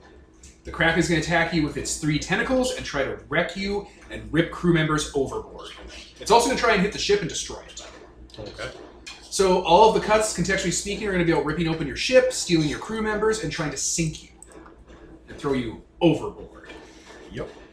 So, yeah, holes in space are opening up, and, like, organic, like, chitinous space vessel grappling hooks, they look like almost. Like, you have them on your ship. They're grapple tubes. These look like they're made of carbon and liquid. Yeah. It's acid. Yeah. So, yeah, you guys, essentially to set the scene, you guys have cuts, so to speak, coming at you and your ship. What are you all up to? Okay, well, Jack 'em Up is basically, I mean, he's the muscle of the ship. So, and of course, any chance to fight, to prove himself in a fight, so he is going to try and head to the exterior of the ship and organize the people that do the actual fighting. Yeah, easy enough. Not only does your ship respond to you and like hold on to you while you're walking on, you also probably can magnetize yourself. The ship will also put out like localized magnetic areas to like keep you down and so you don't drop your stuff. So, okay. Yeah, you get into the lift to go to the top of the ship. Teletran, be prepared for boarders, crewman. Oh, yeah. I'm gonna tie a tether and head on up with Jack 'em Up. Don't want to end up like Silverbolt. I'm getting too old for this scrap. Rover's sitting there. He's piloting the ship. Oh yeah, you're the pilot. I am the pilot. Yeah, these things are coming at you pretty fast. Yeah, I'm gonna get ready to outmaneuver it. Perfect. Captain. Yeah, the Skyway is on the bridge. There's a square of Energon in one hand, her weapon, which is basically a white lightsaber, in her other hand, and her little, officer is busy putting out fires. Because, officer. Yeah. Who is your officer? What is her name? Punch Clock. Punch Clock, yeah. Punch Clock is... Punch Clock. Your secretary. Yeah, she'll basically run up to a screen, press buttons, turn into her alt forms, and, scoot over to another one. She's a chair, right? No, she is the meter maid car. So it's a little meter maid car. Oh my She god. looks like a little police officer when she's... Tiny golf cart. A lot of you guys are tiny this time around. I played the halfling. I kind of had to. No, it's just great. A lot of you guys are tiny. I mean, it could be a size change or something like that. So you're really big and they turn into something really, really small. Mass shifting technology is highly unstable. Don't do it. Perfect. Just go into someone and do the Ant-Man, Thanos. Just off the top of my head, backstory-wise, has anyone here fought Megatron? Or has been in a fight with him? Probably. Probably. Yeah, we got 2 people. Alright. Yeah, he has mass shifting technology. He's done it. Back in the day, he also had an alt form that was a handheld weapon that Starscream would use to shoot. And it was... Pathetic. It's pretty good. It kills people. Oh, yeah. It's all of his firepower concentrated into one bolt. In the pre movie G1 series, that was an ender. If your name was, if not, would have to be Optimus Prime. You were out of the fight. Yeah, but I mean, it relies on Starscream to aim. His aim is 10. It relies on Starscream succeeding. Yeah, exactly. Yeah, there you go. Yeah, but his aim was 10 on the back of the box. On a little card? I was going to make up little cards for all the characters in this game when I had time. I mean, could he turn into a stationary cannon and aim himself? No, that was Galvatron. Close enough. Megatron could be a little gun that humans can wield too, and he actually had his body, when he got a new form, chopped up, melted down, and turned into copies of his gun, sent it to Earth, and sold it to gun nuts and right-wingers who are afraid about aliens taking away their safety, and manipulating them psychically. He would psychically whisper to them and get them more paranoid, until one shot an Autobot in the skull, and in response, Blue Streak shot that human on camera. I forgot about that. Jeez. Yeah, he basically would rile up. He did the Decepticon thing and got right-wingers and reactionaries afraid and isolationist and xenophobic until they did something and forced the Autobot to respond in emotion. The Decepticon thing. No. It's basically their MO for any planet they conquer. It was funny because you're like, oh yeah, they interact with right-wingers and extremists and like specifically Earth-centered stuff. That's the thing that Decepticons. They do it on every planet. It's called the six-phase. It's like their six-phase conquering thing for strip mining the world. Yeah. Skyway has Luxon. Normalized He's a beam gun, so Nazis. they probably got into a shooting fight at one Yeah. point. Don't get shot by Megatron. Yeah. Most people don't get back up. Alright. So, you guys have a binding tentacle, which is going to try and hold your vessel in place and make escape impossible. It'll eventually start rending the ship apart. There's grasping tendrils that are going to smash their way into the ship and start trying to pull people out of it and off the surface. And smashing tentacles that are going to start crushing people and breaking vital systems. Neat. It's all up to you guys, and if you guys pause and don't know what to do, that means my cut comes through. Okay, so I think the tentacles that are coming right at the ship, I think those are a very, very big and obvious threat. So yeah, I'm going to. These things are already on the ship and trying to tear their way in. Yeah. So Jack 'em Up's gonna head towards the top speed, turn on the claws, and he's going to basically drag the thing across the hull so that it can't actually dig into it. Alright. So, this sounds like you're going to overcome the cut. Oh, we're at that point. Okay, yeah, sure. Because these are cuts coming to the ship. Sounds good. That would be a 10. Ah, you do it. So yes, you dig your claws into what? Binding, grasping, or smashing? They're grasping. Okay, yeah, you dig into one of these large chitinous kind of appendages or pseudopods and start to rip it away from the vessel, on your own, with crew members helping and providing cover fire. I would like to activate a move. Sure. Who's a tough guy now? Tough guy! So, I get to sting like a bee. Okay, I don't know what that does. It means, so I can't, they don't have anything small I can steal from them. I don't think, Could be some minicons. they could get them talking, ask a question from the Speak Softly list, but no, they're going to chase me around. Oh, no, actually, that's a terrible idea. Let's go with, I can ask a question from Look Closely. Sure. Are there any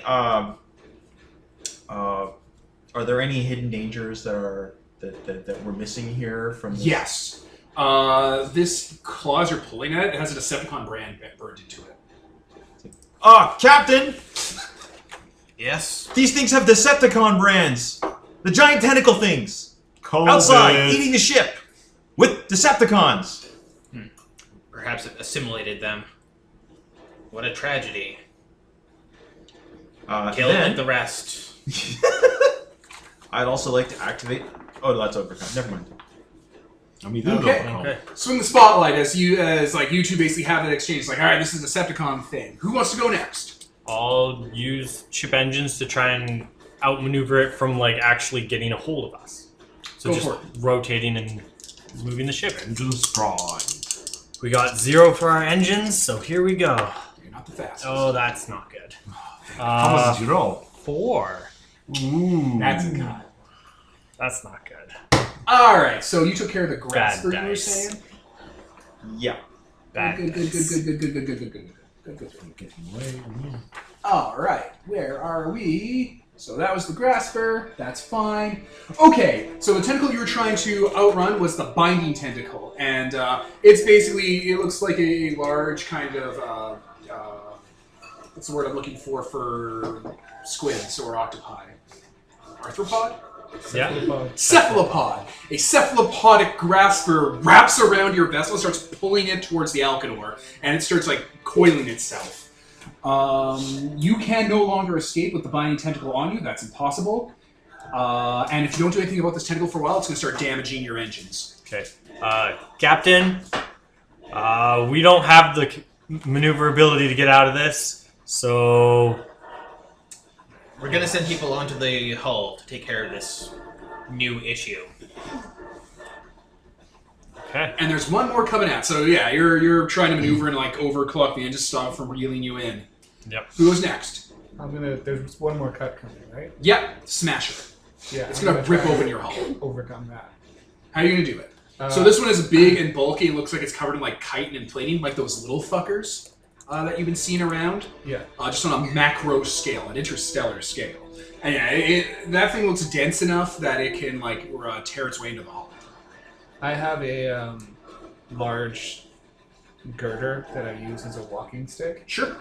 And I am just gonna lift it up, wind back, and smash the tentacle away. All right.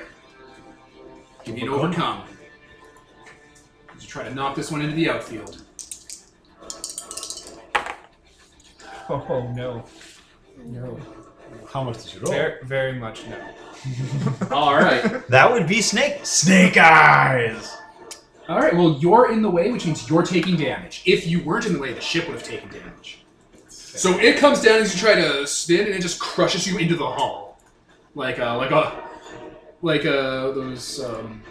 coconut crabs. They like breaking open coconuts by dropping onto them.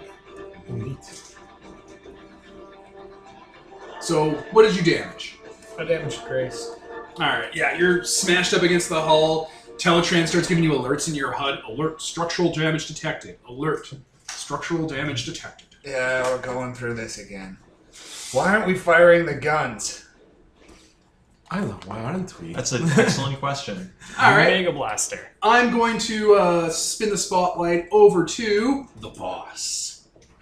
You're getting comms. Okay.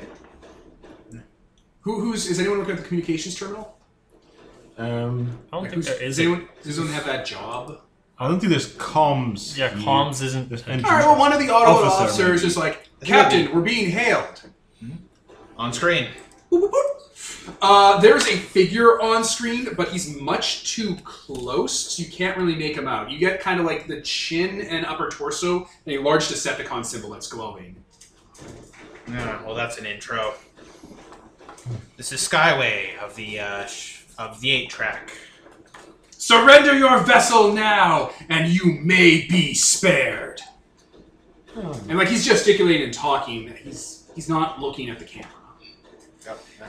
This will be your moment of reckoning, Autobot scum. Your camera's a little out of alignment there. What? Your camera, it's out of alignment. Push it up a bit. There's like shifting in the background as it pushes back. And so this guy looks like a nightmare. Cybertronian, leader-sized. His Cybertronian, like he's in his normal mode. There's clearly like damage and battle weathering all over him. Like parts of him have been melted and turned liquid, like from high heat or acid. He has a pointed face. He has a black and yellow coloration pattern to him and stripes all over with his Decepticon symbol that kind of pulses with a yellow light. But on the back of him, there's like organic material draped over, like he's wearing a skin suit. And yeah, there's like oozing parts coming from where the metal's interfacing with the organic bits. And there's like arms that are, like there's like extra arms as kibble just hanging off of like the back shoulder plates. Is that Waspinator? You appear to have been compromised by the entity in this solar system. If you surrender, we can get you the help you desperately need. The only help I will need is an accountant to take care of all of the treasure I'll be having after we pirate your vessel. Another glorious step towards my inevitable conquest and my victory over you Autobot scum. Surrender your puny arc, Prime, and give me my satisfaction. You'll have to earn that, as we all do.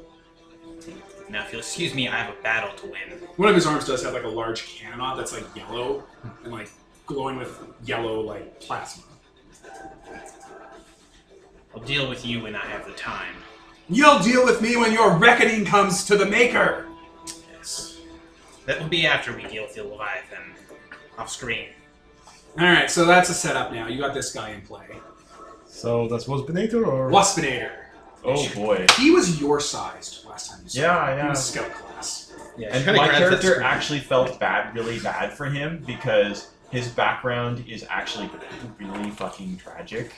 Yeah, this is a different wasp. Oh, okay, never mind. You don't have to feel that. That's one. He did used to talk like that, though. Beast Wars Wasp Bear, he used to talk exactly like that. Like, meow. Now he's just loony. So this isn't the one who was like, oh, I think that guy must be the traitor. So let's throw him in the mind prison. Nah, none of that shit. I don't think she even like logs off. She just kind of moves that screen out of the way because we're busy. Mute. If we want to take down these tentacles, we're going to have to coordinate. You keep them busy. I'm going to look for weaknesses. I'll call out a spot to you. You hit it down. Yeah, okay. Or I could just do this. As you guys are talking, by the way, things are landing on the 8-track, and like those creatures are coming out with like weaponry and stuff. They're small and puny. Mostly ignore those ones because they can't possibly do enough damage. They are small enough to go between like vents and stuff in the ship. You have an infestation, and then when those people will be tended to you, they might be boarded. So Oh no, just like the Lost in Space 1998 movie. What? Or just like Alien. One of the two. Okay, Boomer. All right, so You can't say it with the hard R, that's wrong. Wow. So we need to get an advantage that someone needs to finish. Yeah, something. That's what I'm trying to set yeah, up. that's what I'd like to do. Poor Tyler. Like, excuse me, guys. Somebody said it here. Yeah, So- Jack him up is going to grab one of these tentacle things that are trying to go into the hull. Yeah, like the binder is like trying to wrench your ship apart, and the graspers are trying to burrow in like with piercing tips and like start pulling people out. Yeah, the one that's getting Cybertronian crew seems to be the one that's. So Okay. that's what Jack him up's going to head to that one, and he is going to clamp the thing down while he like ties it so that it can't, so that he's like trying to grasp the thing hard enough so that it ruptures. Okay, it's only made of meat. What you're doing? I'm going to what do they call that move? Hold them off. So overcome. Oh no, overcome is avoiding damage. You're gonna keep it busy. Keep it busy. That's one. There you go.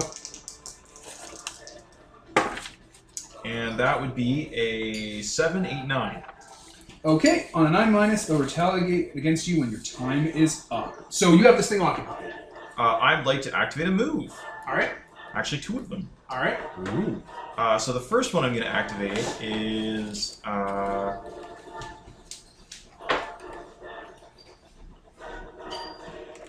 there we go.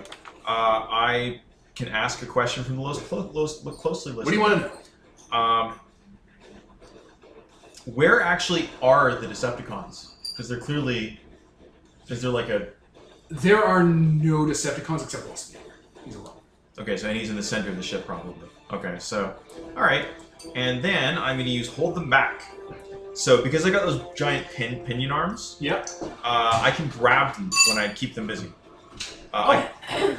So I can, in addition to getting advantage from that, I can do a bunch of different things. What I'm going to do is slam them into the ship repeatedly, because this is not the one that's tearing into it, and just try and wreck it, doing 1 point of damage. Okay, it's destroyed. Oh. There you go. You've damaged the stat for the grasping tentacle. So yeah, you kill it. Like it just hovers in space, broken and vestigial. All right, who's next? Yeah! Yes, I can start. So with the whole ship started shaking up and whatever, the Leviathan decides, okay, like he starts floating off from his station so he doesn't interfere, and starts going through all the ship comms or whatever, try to pinpoint everything so I can look closely to set up, as for targeting with the actual cannons. The ship. We have so many guns and nobody's using them. So many guns and no one's using them. Huzzah, that's a 10. There you go. All right, you get your targeting information fed to the gunnery. Yeah. So, who wants to be... Fire. So, okay, shall we just roll for the gunnery? Well, first of all, we have so many things we can use with the guns. We want to make Oh, it we area. want to do so many things with our guns. Yes. We want to do area, we want to do burning or piercing. All of the above. I think probably. burning and area sound like good things to... Piercing lets you choose a stat. Yeah. But won't these And last things for the scene. die in one? Last for the scene. And Yeah. piercing. Obviously, this is just more than those tentacles. Mega Blaster will engage whatever mode you select. But given that we have multiple things, area and piercing. Why not both? Sure, can do that. All right, load it in. And then fire. There we go. From Hell's Heart, I stab at thee! That would be a 7, 8, 9. But did you add 3 for the cannons? Oh, never mind, 10. I just Nine, 3. Your cannon stats +3. It's ridiculously high character creation. I love it. See, that's everybody's forgetting about this stuff. Okay, so the side of the ship, all of your gun ports blow open, and the cannons come out and charge, and you fire at everything. All these tentacles explode. Yep. That's what I like to see. Yeah, they're all gone now because of air. And a lot of those little ships, too. I will not be denied! And there's a ripple in space around you as space tears open. They weren't coming from portals to attack you. You're inside the Leviathan. The interior has chameleon camouflage. Ooh. It was camouflaging itself to look like space. It just kept its mouth open when he flew inside. Oh. So, yeah, there's this whole organic meat wall you're in with, those grass tunnels coming from the inside trying to grab you. There are larger vessels inside this Leviathan held on by those graspers that are being let go. They're trying to fly towards you. Like, this creature you're inside is a fleet. Who's the navigator? I'm the navigator. She's gonna calm you. Yes, Captain? What the scrap? Well, seems like some sort of... kind of... carbon-based cloaking device. You flew us into its mouth. Well, we can probably blow ourselves a way out. We probably blow ourselves away. That too. Alright. So, I don't think I've ever been inside a giant space Leviathan. Is that on your long, illustrious career? Wee you, wee you. Waving his little arms in the air. So, we're no longer attached, correct? No, you are no longer attached. All the steps are done, and we move to Phase 2. Phase 2, the Kraken appears. It rises out of the sea and reveals itself. Those tentacles are back, and anyone who was lost overboard is now hanging onto the jetsam and flotsam in space around your ship. Nobody. Not some of your crew members. The faces ones. Yeah. So basically, in this phase, you have to hit its glowing weak point to, take it out. But it's moving around. It can't be hit with ranged weaponry because it's too fast and armored. So you'll have to blow away its defenses and get close enough to murder it. Okay. So its hub is a large kind of cyst that has lots of fold of meat and chitinous armor going over top of it. It looks like a sort of hub with lots of veins and nerve endings attached to it. And you can clearly see someone scorched a Decepticon symbol into the carapace. Damn. If I was a betting man for where Waspinator is. I'm going Should we to pay him a closer maneuver us closer so that we can attack where we want to attack. Do you want to position us closer, or do you want to ram it? That is a move you have if you're I mean, an yes. engineer. Captain? I mean, the look on his face. I mean, we have so many guns. And... Is that a ramming command, Captain? No, we have guns. You might as well use them. Okay, I'm going to position us so we can broadside the hell out of this thing. Okay. Ramming's more of a season 3. Are you? I don't like this dice roller. This tray is I not believe the working tray out. is cursed. What'd you get? That's a 2. Yes. That tray, we're going to burn that tray. Hard cuts.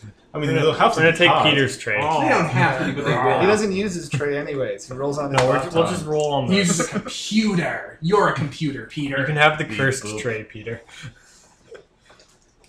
Okay, yeah, so as you guys are flying at it, one of those tentacles lets go of a ship, which gets loose and is now heading towards you, and it beelines towards you and damages your ship's engines. Damages your weapons. Oh, no. So yeah, it hits the central, fusion reactor on top of the 8-track, and it shorts out your engine systems. Our engines or our... Yeah. Your gun Gun systems, gun sorry, systems. I'm getting Okay. slurry. Yeah. Captain, Uh, it's been an honor serving you. Starts and you start hearing playing the violin from the weapons. I mean, it's still you can still fire it. Just it's don't get plus clumsy. oh, okay. 3d6 take the lowest. Jack. But I mean, hold it together. we do have an engineer that can try fixing something. It's true. That's right, Prime. I know all your weaknesses. There are many more weaknesses for you to find. I mean, Your reckoning is at hand. That came out the way you intended. What? So you know those little creatures swarming your ship? mm-hmm. There are larger ones now. Oh no. They're about your size and they're heavily armored, like walking crabs. Does the ship count as a companion? No, Okay. it's not a thing. Okay. So what was that we were discussing about ramming? Well, I can do it, Captain, if you need, but don't recommend it. All right. What about our engineer? Can you fix that? We have things to fix it. Yeah. Actually, I don't think you can fix the ship in the middle. Yeah, no, I thought we You can could jerry rig it, I think, in the middle of combat. I think like if the Well, ship one of becomes us was the inoperable. Excuse me. I thought we specifically took a thing to fix the ship. Repair Bay gives us a bunch of free repairs, but you generally can't use them in the middle of the fight. Can't you? I don't know. That's like Stars Without Numbers, man. See, if only someone was inspired by that thing. I'm sad the dwarf made tag doesn't apply to our ship stuff. No. That would be amazing. Right? Anyway, you're gonna try and ram it? No, well, Captain's orders. Can we fix the ship? Or can we fix the guns? I don't see any move for fixing stuff. We have an engineer, but we can't fix it. Let's see. We're gonna die, man. Because technically I think you could roll overcome with hull for like avoiding the damage, but it's been a hard cut, so no. I'll use royal treatment. So we know who So note to self, next time around, guys, next upgrade, consider getting armor. Yeah. When the ship becomes inoperable, the engineer can roll plus hull to stay operational anyway. Yeah. I mean, we could still fire. Do we get our +3? We still get the plus Yeah, three. just roll with despair. 3d6 take the lowest. Yeah, but we still get +3, so we still have decent odds. Yeah. Yeah. You can't roll worse than us two over here. You say that. That's worth trying. Man, you can try to finish them with by ramming. You just have to create advantage. So that's plus hull, yeah. Okay, let's aim for something. So describe it again. It's a large central like brain stem basically. Like it's a nerve cluster that seems to be where Waspinator's working from. Yeah, but you cannot hit with ranged weaponry. No, that's no problem. What if we blow a hole through it with our cannons and then ram it? That gives us the overcome. Or someone can jump at it. Yeah, and- that's. So is no one paying any attention to me right now? I mean, you're probably on the outside, so no. I can keep it busy if I launch myself over there, though. If I have to be in melee range to keep it busy, and I roll at a +10, and I do that. Yeah. So I So- could. If it's one-on-one. If no one is paying any attention to me, I would like to use a move. I'm going to use the little folk. Okay. I am going to, I'm good friends with the ship's gunner. Yeah, Yes. he's your companion. So, yeah, I'm just basically going to be grabbing just flying off. It's really close by. Lock my my hook to the ship and manually carry over a torpedo. Alright. So what's this you're gonna try and set up? So I'm doing the little folk. When I do something clever or sneaky while no one's paying attention to you, roll plus courage. That would be an 11. Everyone knows you. Nobody notices it right away, and no one's going to figure it out. This is not actually his intention. It's just kind of funny that he's seeking fame, and no one is going to. Know that you did this. Alright, you get over to the nerve center and you're able to plant a torpedo. Yeah. And then bounce back because. Right. Those big things are like tearing into the 8-track's hull. They're starting to like peel open plates. So decisive shot. Yep. Aiming. I will look closely to aim for a gunner. That's a 5, 6. So no. What were you doing? Looking closely. You're trying to like set up a shot, basically. Yeah. Okay. Yeah. One of those things lands on the bridge and backhands its way through the bridge shield. Okay. So your atmosphere vents. All right. Yeah, the officer's just gonna tether herself down and keep doing what she's doing. Some of your crew members go overboard. Ah! Oh. Okay. So we damage our crew. Yeah. So we're at 0 to 4. Yeah, you keep busy. I'm gonna deal with this. So yeah, she's gonna kind of click her sword, goes to double bladed, and she's gonna keep this thing busy. Okay. Yeah, it has very heavy hardened chitin and the Decepticon symbol because it looks like it's been burned into its carapace. And it's like putting up like boxing gloves basically and like trying to push you back as you're keeping it busy to get you to a corner. Okay. She's gonna split that into 2 swords and Yeah. Get fancy. Yeah. Alright, swinging the spotlight. Who's next? I'm gonna come up behind the one that is being kept busy, and I'm going to knock it senseless. Alright, do it. How? What are you doing? What is your I'm plan?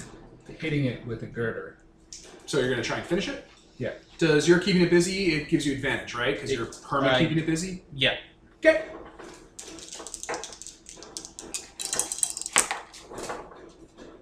Yeah, changing the Pad work. pad work. That's 7, 8, 9. Okay, finish them. You can damage one of its stats. It has heavily armored and hive mind. Probably heavy armor takes the first damage, right? What'd they do? Heavily armored is Well, I don't based... I don't have piercing, so I don't pick. Oh. Alright, yeah, heavily armored then I'll pick. Alright, yeah, you break open its crab carapace and like gore and stuff sprays out. Acid. Molecular acid. Wipe that off. Ooh, yeah, you know what? That's what I'll do to punish you for doing good. Someone has to take a soft cut or a damage coming to them. I'll take it. Alright. Only when you destroy that stat, though, so it's not all the time. Alright, you get sprayed with acid. Okay. I just take a damage point. Yep. Just Okay. choose a stat. Okay. Grace. Yeah, it's screeching. As the acid goes over you and damages your body, Screamo comes running around. Wee wee wee. And then just like shines like a red beam over your body and heals that damage away. I imagine it looks like Awesome. like a 3D grid, like old like 80s style, like over you, like it highlights your body, like with a scaffold, basically, like So like wireframe. wireframe. That's the word I'm looking for, like a wireframe red grid, and it starts repairing. Yeah, I think like they have it like in the movie or something like Yeah, that. like in the movie where Megatron's reformatted to Galvatron in the sweeps. Yep. To this day, they don't know which Insecticon became which sweep. No. They just don't know. Doesn't matter. None of this matters. Alright, so that was success. I'm going to swing to someone else. I'll shoot this thing as the captain's keeping it busy. Oh. No. Nope, that Captain, advantage stop. is gone. It is no longer being kept busy by the captain. Yeah. No. So you got to set It ceased yourself... being one-on-one. It ceased being one-on-one when someone took a. When their 3 walk. of you That's took fair. That's That's fair. Okay. Then I am, as this thing's like looking around to who to fight, getting freshly healed from the little siren guy. What's his name again? Screamo. Screamo. That's, yeah. Getting freshly healed from Adorable. Screamo, I'm gonna pat him on the head and like just turn around, pointing all my like firepower at this thing and being like, "Get the scrap out of our I'm sick and our tired. ship." Ah! And And I'm just gonna like go to grab it and try and huck it back out the window. Alright, that sounds like... keeping them busy. Yeah. Plus courage. Plus courage. Just keeping them busy. Plus courage. You can also try Getaway with Grace if you want to try and like physically pull it out of the ship. No, my grace is very bad. I want to do courage. Okay. So plus 1. That'll be a 10. Yeah. Perfect. Alright, yeah, you're in grappling with it and keeping it off balance. Okay. All right. This would be a good time, I think. Yeah, what are you doing? So I'm gonna calm up the Decepticons. I don't know it's Waspinator. You do. Oh, Heard it. Oh, okay, never mind. Yeah. Waspinator, I got a special message from Skyway for you. Who dares? Jack 'em up says hello, and he fires the slingshot to finish him by hitting, shooting the missile. Do it. That would be a 7, annoyingly, which is, I think, well, that is good enough. You have to damage it. Yep. Yeah. All right. So that nucleus blows. Yeah, I'm going to set up something now. So as you're seeing the explosion happen, you guys can see it from back there. A figure comes out of the explosion and is going to land onto you. Uh-oh. Leaving so soon? You only just said hello! Priming his cannon. So yeah, you're now in melee with Waspinator.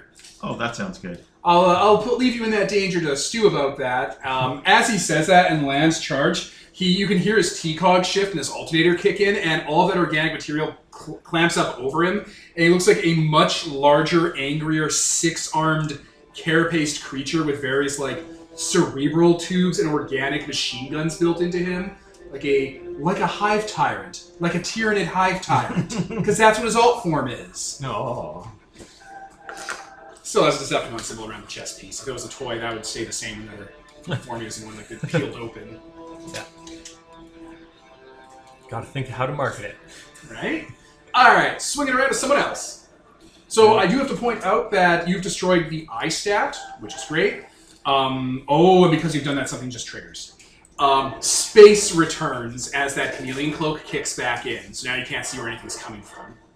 No. Shoot wildly. And another 10, and that tentacle is going to, sooner or later, start smashing up your ship again. So, all you guys with the Carnifex, because that's what it is. Who wants to take care of this thing? Well, I'm currently holding it, so I don't know if that means I can or not. But I'll smack it again. go for it. Do it! What do you finish them with? I'm going to knock it senseless, so I'm finishing it with sense. There you go.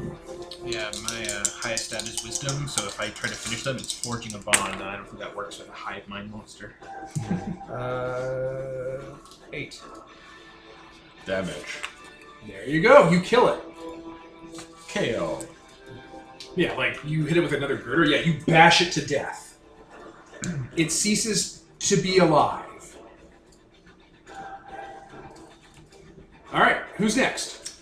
That tentacle's out there, right? And you said it's gonna start reactivating soon? Oh yeah, it's gonna start wrecking your ship again. I'm gonna fly out there and keep it busy. Alright, and you just do that automatically, right? Yep, 10 plus.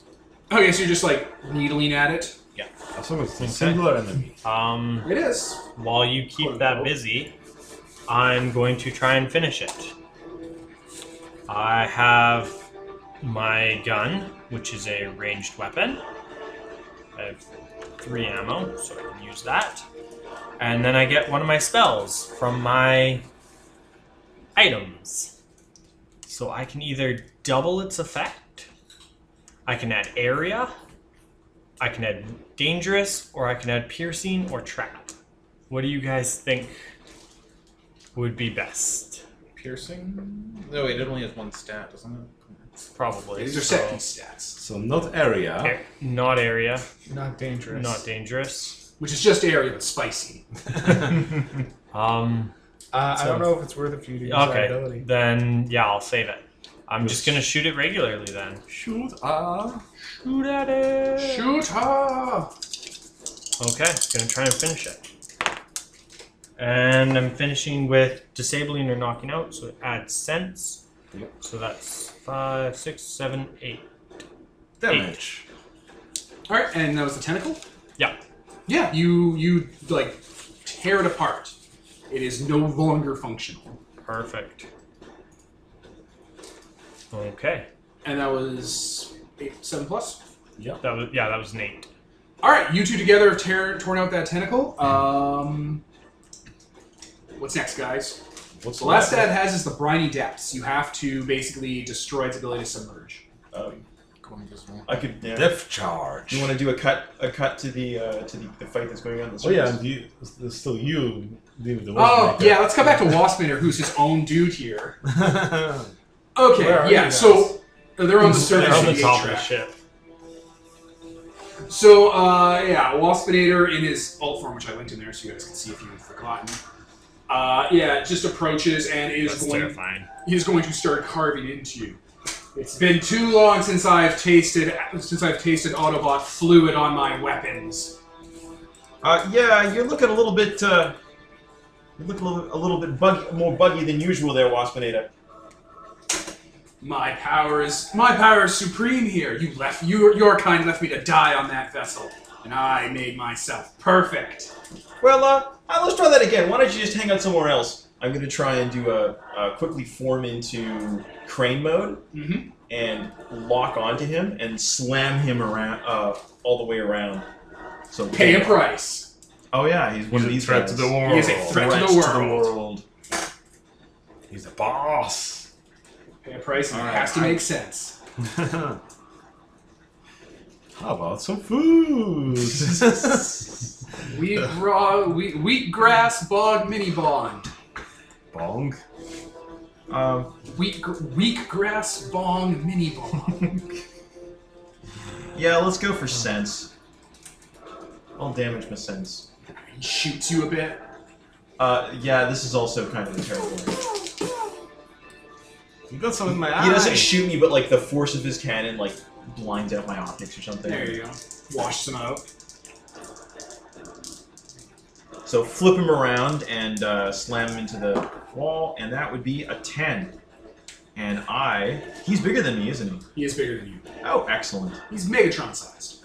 So, first off, I'm going to sting like a bee, and I will steal something from him. Sure. Let's see.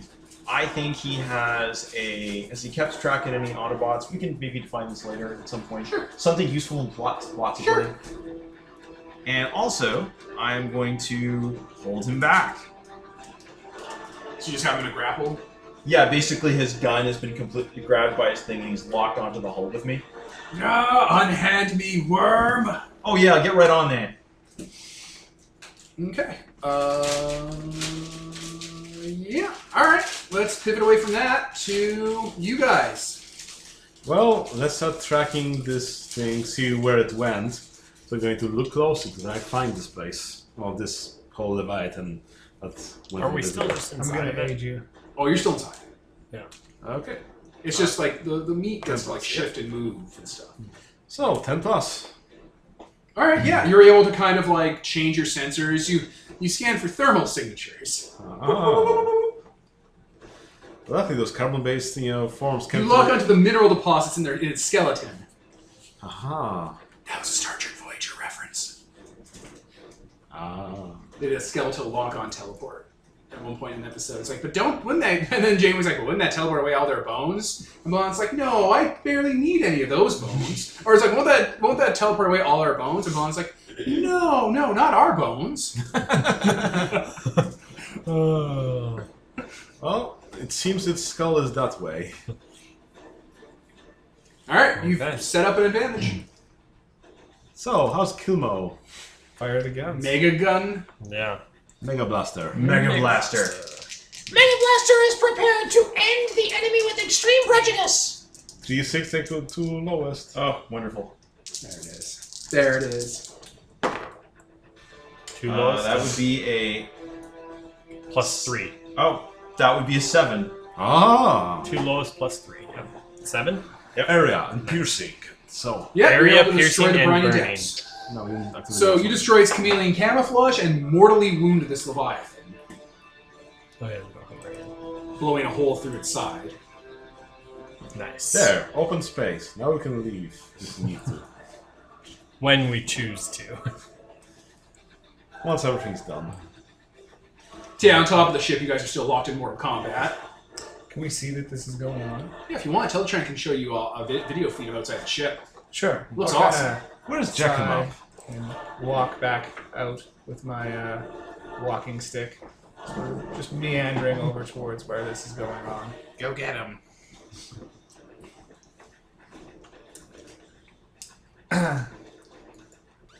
And I am going to reveal the way. All right. Give advice. No, I'm talking to, what's his face? Waspinator. Waspinator. I think it's best if you stand down before you get hurt so we can fix this infection. I can do this all day otherwise. I'll never submit to Autobot imprisonment. No longer will I be in chains again, oppressor. Fine, let's roll. Yeah, and I'll pay my price.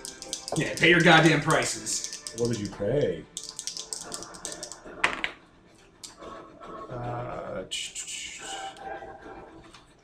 8, 10. So they will do as I say, with hope. Oh, that's that movie you got? Yeah. Okay. And for my price...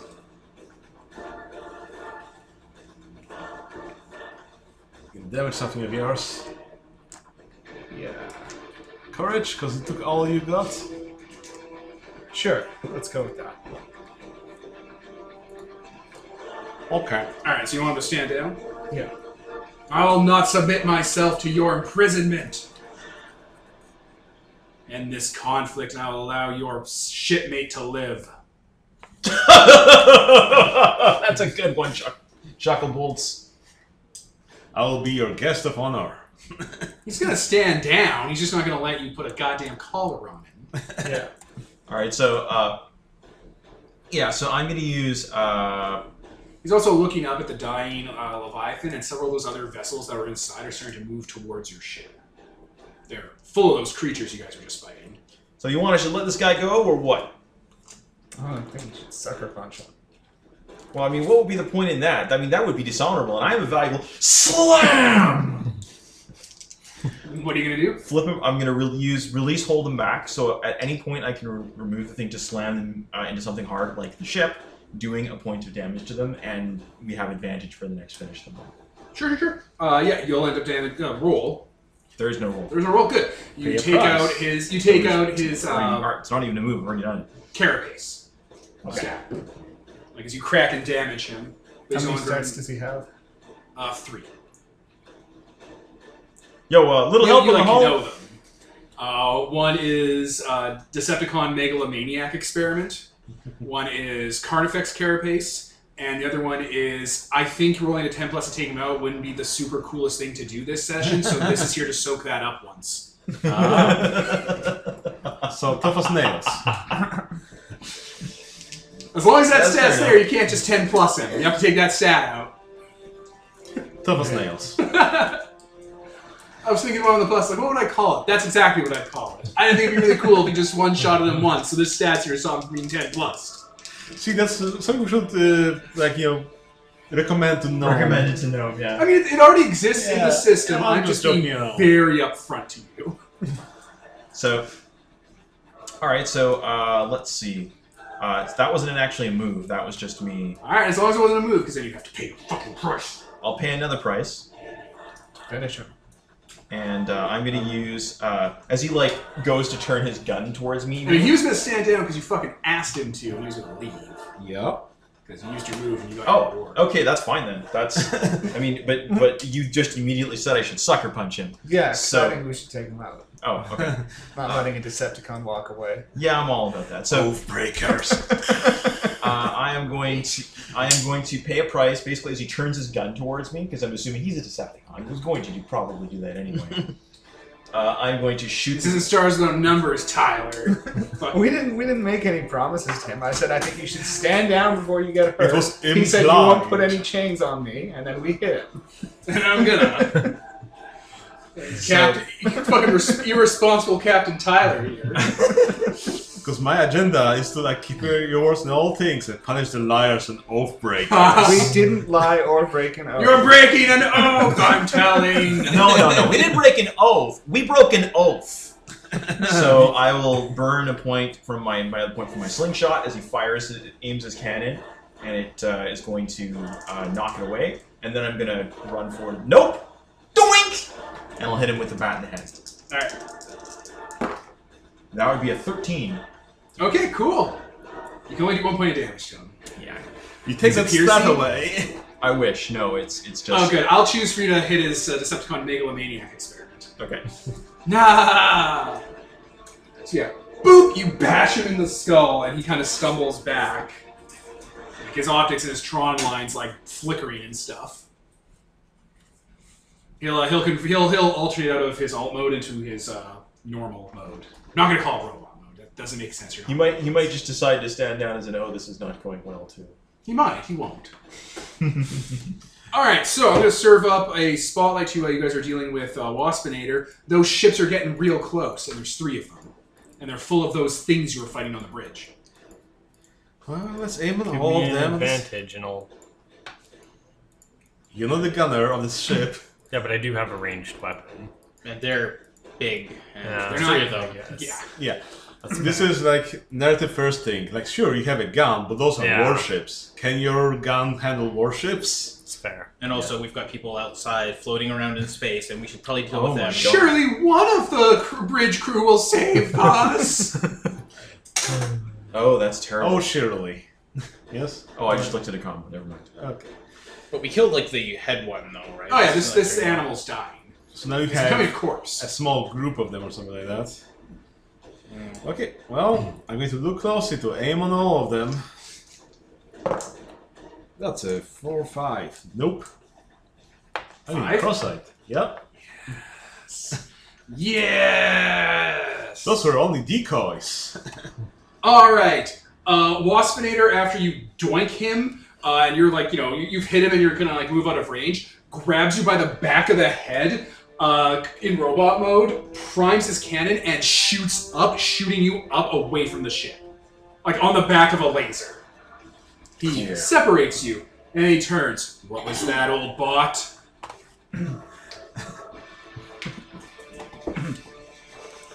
Huh, it appears our engineers out, Yeah, you are Looking at now line of sight. overboard. Okay. When he says that, Screamo comes running behind me. Kilo. He goes, do. He says, I said stand down or you're gonna get hurt. And now you're gonna get hurt. And then I'm going to use Flash to blind everyone nearby except for me. And since he's blinded, I believe that gives me advantage. Sure. To try and finish him. Ah, my optics! So pay 2 prices because you're using 2 moves against him? You do it, dickhead. Sure. He's a threat to the world! I will say that that to fuel the Flash for Screamo, it cost me some of my Energon. Sure. No damage a bond with Screamo because I don't love him anymore. Jesus. Oh, damn it.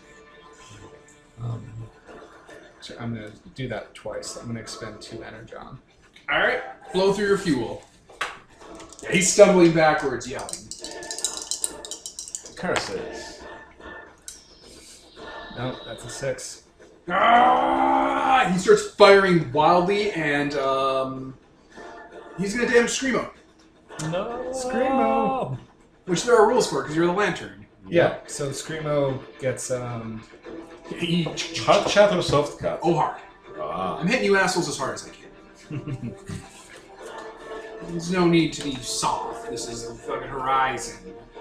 Yeah, this is the, baby was want. This is So laid Screamo back. kind of winds and winds down and retracts his arms and then just goes back down into a little light. I hit everyone but the Autobot.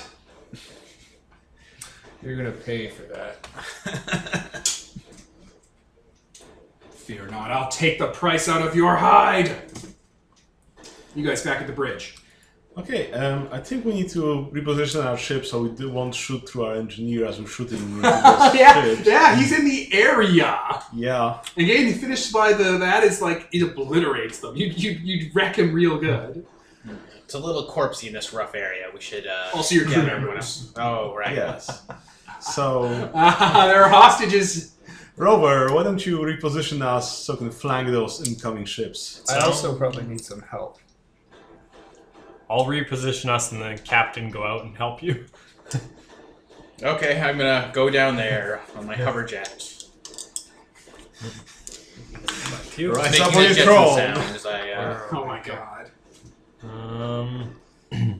Engines. There we go. Repositioning.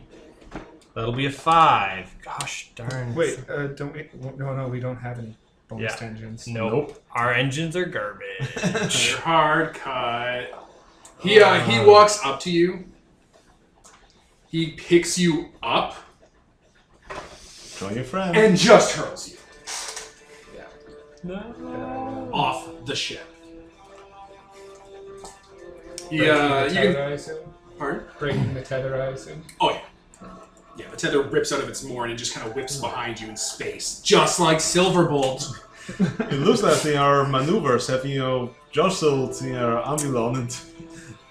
Yeah. You see him tap. You can see from the Teletran feed that he's tapping on his like a wristband on a computer and sending out a signal to the ships, like they're responding to him, and the aliens are getting closer to him. Okay. I'm gonna hover down there to where he is, and I'm gonna use the advice that I was given earlier about a soft touch to these things. So I think I roll with hope with him. Did you already use that? No, I think 'cause that's... I didn't. He didn't roll.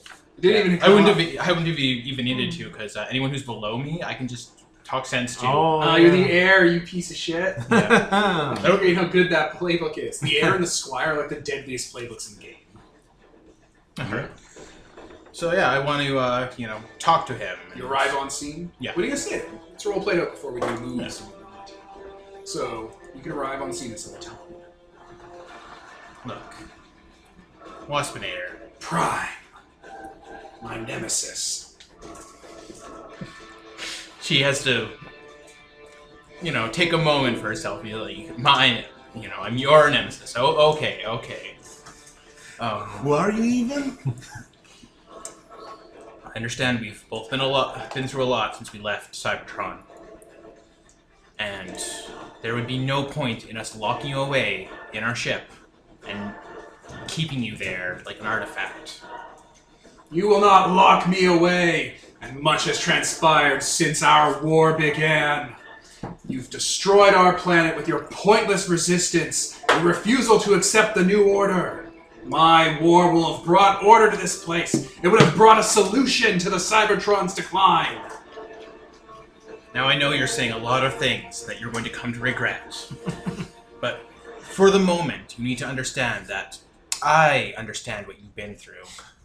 I understand what the autocracy has done to bots like you. Bots like you, that works. Bots like you. And Trust your I understand that your actions are not entirely your own. Even now, this is an act of panic, of you being isolated out here. Alright, what are you gonna roll? Talk sense. Talk sense. Yeah. So, Or you Pay your price. Alright, pay your price. all right, I'm going to pay. I almost want to say fine drink, but that's Not really like drinking. handing He it had over. said something like a toast to. A new start. Bowie Grana with Nini You motherfuckers. Peter was here. I have grace +2. All right, I'm gonna damage my sense because the fact that I did immediately start laughing in his face over him calling me, his nemesis. It's like, know that we can work together towards a better future. Cybertron is behind us. This war can be behind us if we work together. Okay, roll. Make your roll. I'll give you my response. Your roll will determine how he responds. All right, and I think I roll with hope for this. You do, because you got advice from your Jedi doctor. And his giant old robot. Wee-oo, wee-oo. So yeah, that's a 10 plus by far. Alright. What do you roll with? Because talk sense is... Talk sense, wisdom. I'm appealing to his emotions or desires. Yeah. So you're asking him to not continue this fight anymore. Yeah. Please go Just away. stop. Alright, last thing was this war's behind us. Yeah. This war will last forever! But, aside of you, Prime, this begging, it's unbecoming and I have no taste to continue this conflict.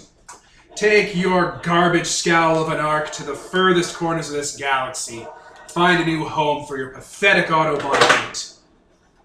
I grow tired of our conflict. And he'll, like, signal to a ship to, like, get close for him to, like, grab onto it as it goes by. Take us one shot. One shot. Can I do it? Can I do it? Alright, Waspmir's gonna withdraw from the fight. You haven't noticed Waspmir's tasey crazy? Yeah, that's... Alright, I don't know if I was subtle. Well, she was saying, too, it's like, I know what the autocracy did to you. Like, he was an experiment, like, obviously, so... Yeah. The Alchemor's still out there. It'll be adrift. Like, you can just leave the scene. He's leaving. Yeah. So, let's change to a different theme because you have some problems to deal with now.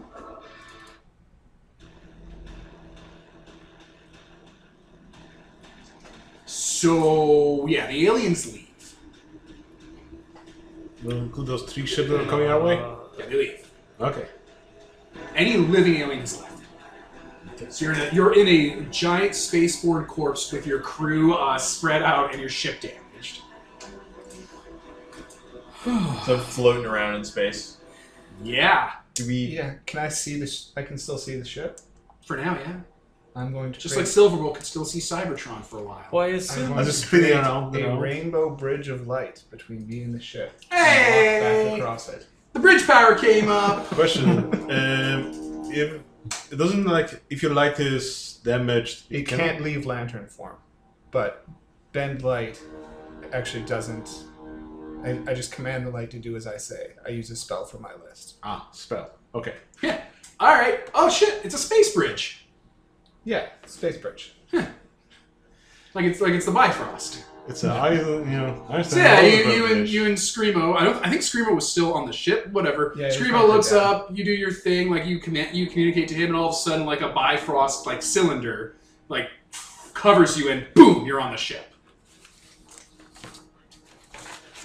Did we get him?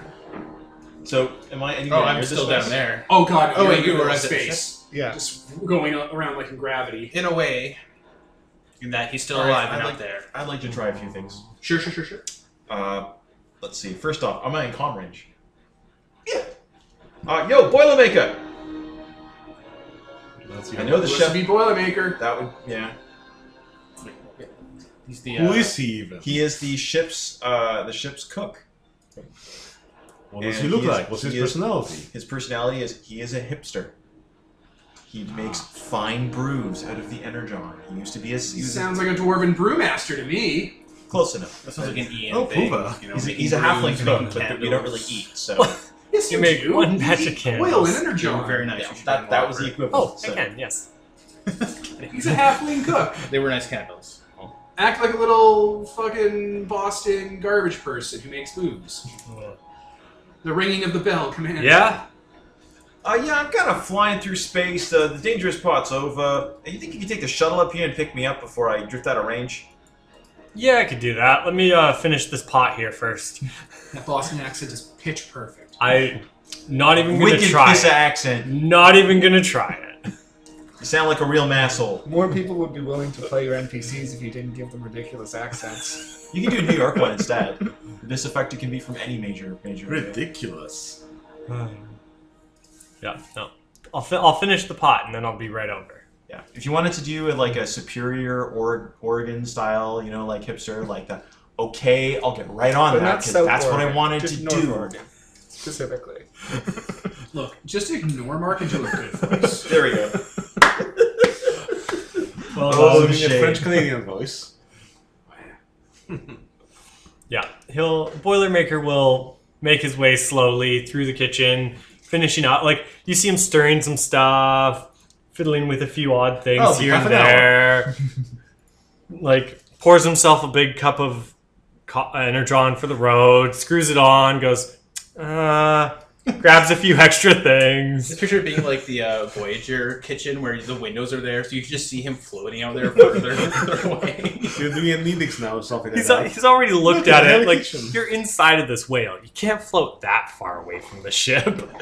So, he just slowly, like, screws on this thermos of coffee or Energon and starts going to one of the little escape pods to go pick you up and hops in. I actually have a shuttle. Does it have a... Yeah. Oh. Yeah, makes his way over in your shuttle, just having his, like, Energon, drinking it. Stops beside you. So, like, damage your stats on the shuttle to recover from this, or what? Devin, Yes, I'm listening, but what? does he need to damage some like stat from his shuttle to use that to get back or something? So lost at sea. Yep. Oh, you lose all of your food and all of your gear except for a single piece of gear of your choosing. Because you were exploded out so much and like adrift for so okay. long. Wow, that's okay. Sure. It's been 5 minutes. It's been 5 weeks. It's like as you were. Well, you had to finish the pot, so it was approximately 4 months before he was actually. Also, if it's going away at velocity, Oh, We were inside of a... this thing is huge. Okay.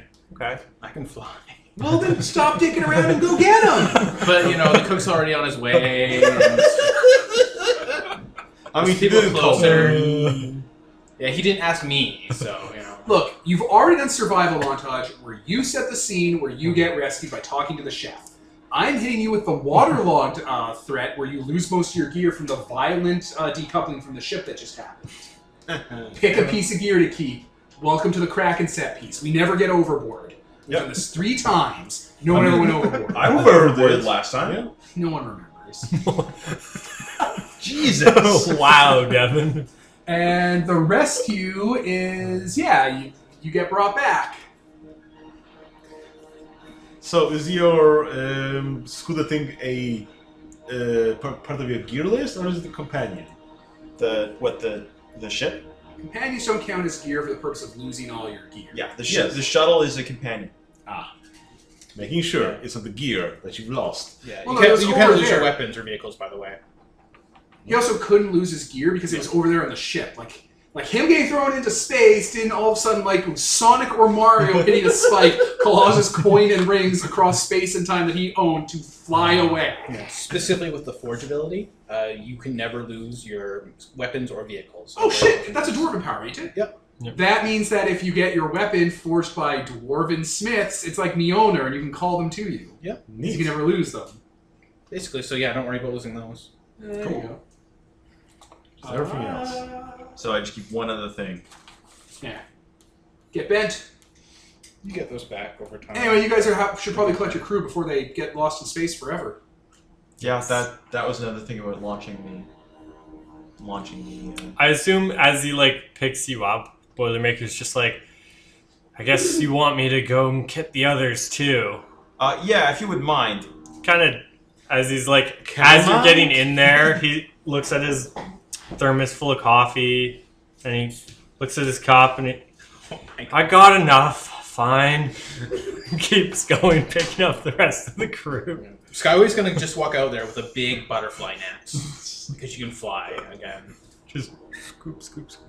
I'm assuming that's what we'd have something similar to. It's just something to gather, lost crew. Oh my god, Peter just posted a picture of Neelix as the chef, and now if I ever play this character... Yeah! Plenty of corpses in the brig, Captain. We could grind them for Energon. I've ruined the ship with my Arcturian cheese souffle. He did that twice. No! They didn't trust him with the airlock the first time. He infected the ship with an irrevocable disease twice. One of the times the disease turned into a giant macro parasite, and it was a scene from Alien. Like, Janeway even had to take off her shirt and, like, strip down like Ripley and, like, fight with a flamethrower. My favorite captain. She's great. Kate Is Mulgrew that was why a you're gem. Skyway? Yes, actually. It's my way. Nice. There's the right way The and the wrong- skyway. The wrong way and the skyway. Isn't that just like the wrong way? Yes, but meaner. Okay, but yeah, you guys, the crew, the ship, what are you up to? Literally gathering people from outside. Yeah. Repairing the bridge Wow! damage. That was terrible! Did I mean, anyone we else- can't repair it. We don't have the engineer. He sees it near jettisoned. Did anyone else get damaged? Yeah, I can heal you if you can't heal yourself. I can heal myself. Okay. I never fucking ask me.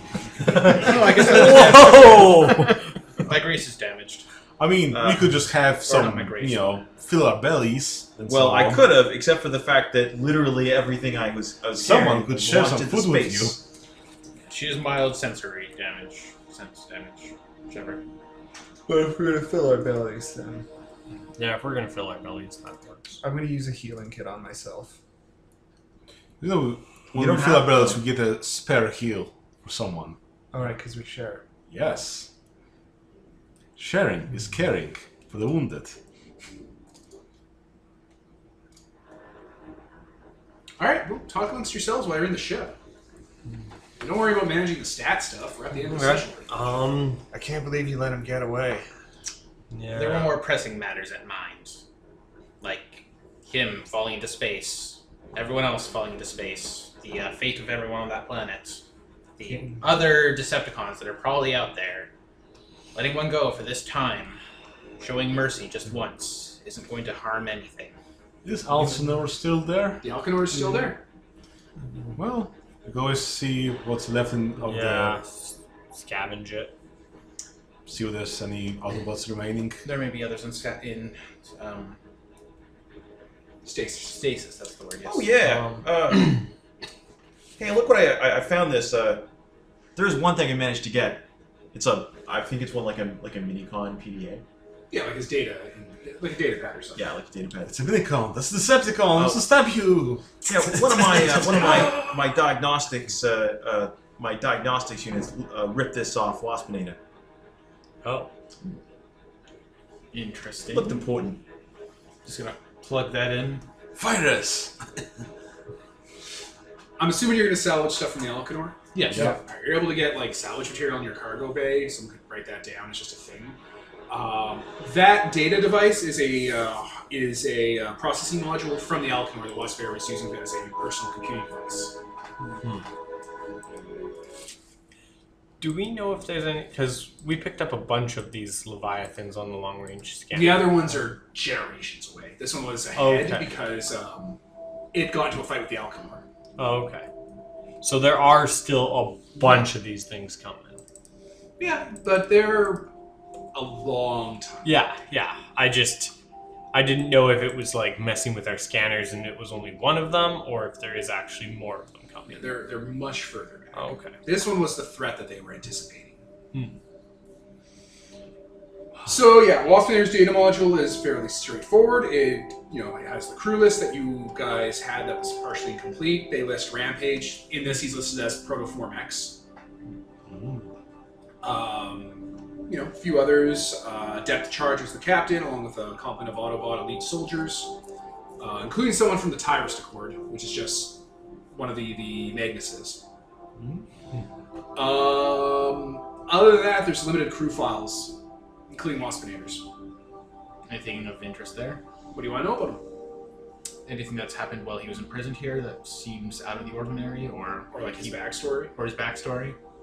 Waspinator was a scout-class Cybertronian before the war broke out under the Autocracy. When the war broke out, he joined the Decepticons, to fight, overthrow the government.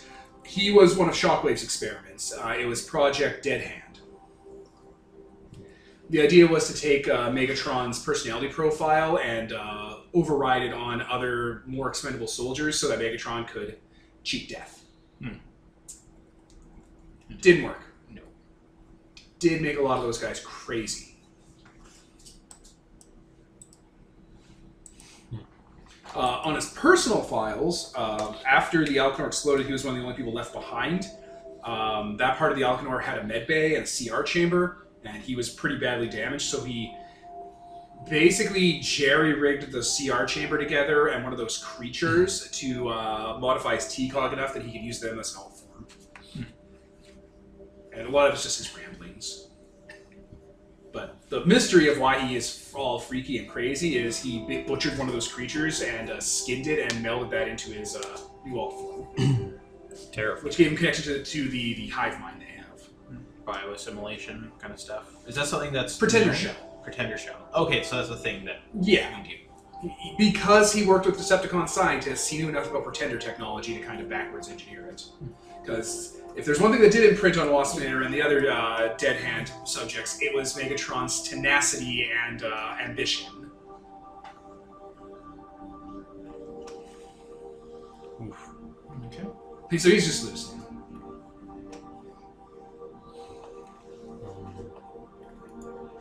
But yeah, Waspinator, there's a psych profile from the ship's psychologist that was trying to do rehabilitation. He thinks he's Megatron, but doesn't recognize the inconsistencies in that. That makes things fall down. Yeah, he thinks he's Megatron, but if you call him Megatron, he just hears Megatron. If you call him Waspinator, he just hears Megatron.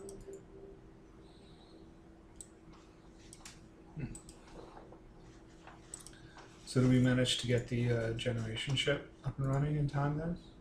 Well, yeah, you guys are going to have to do a bit of repair work on your ship, so it's space-worthy-er, and limp your way back to the planet. It's going to take, not that long for you guys, pretty long for them, but the imminent threat isn't super imminent anymore. And they were taking their time to build those generation ships anyways, so... Yeah, so by the time you get back to the planet, you're able to marry that, basically that cargo hauler pod to the 8-track, hook it up, and yeah, there's a nearby habitable planet you guys were aware of, that they were aware of, and you're able to set a course for it. You'll eventually travel there, drop them off in a few generations. Before we leave that planet, I'm gonna seed it with some of the stuff that I had in all my terrariums and whatnot, so that the planet slowly starts rehabilitating itself. And sure. You should keep in mind though that they've loaded it with nuclear arms, so that it'll blow up. Well, that was if they didn't really know about these things. They thought that they were gonna literally eat the planet. Waspinator's files on these creatures that he's encountered pretty much breaks down that they send an advanced party, and then these Leviathan ships show up, and they basically will send umbilicals down into the crust and hollow it out and turn to a dead hunk of rock.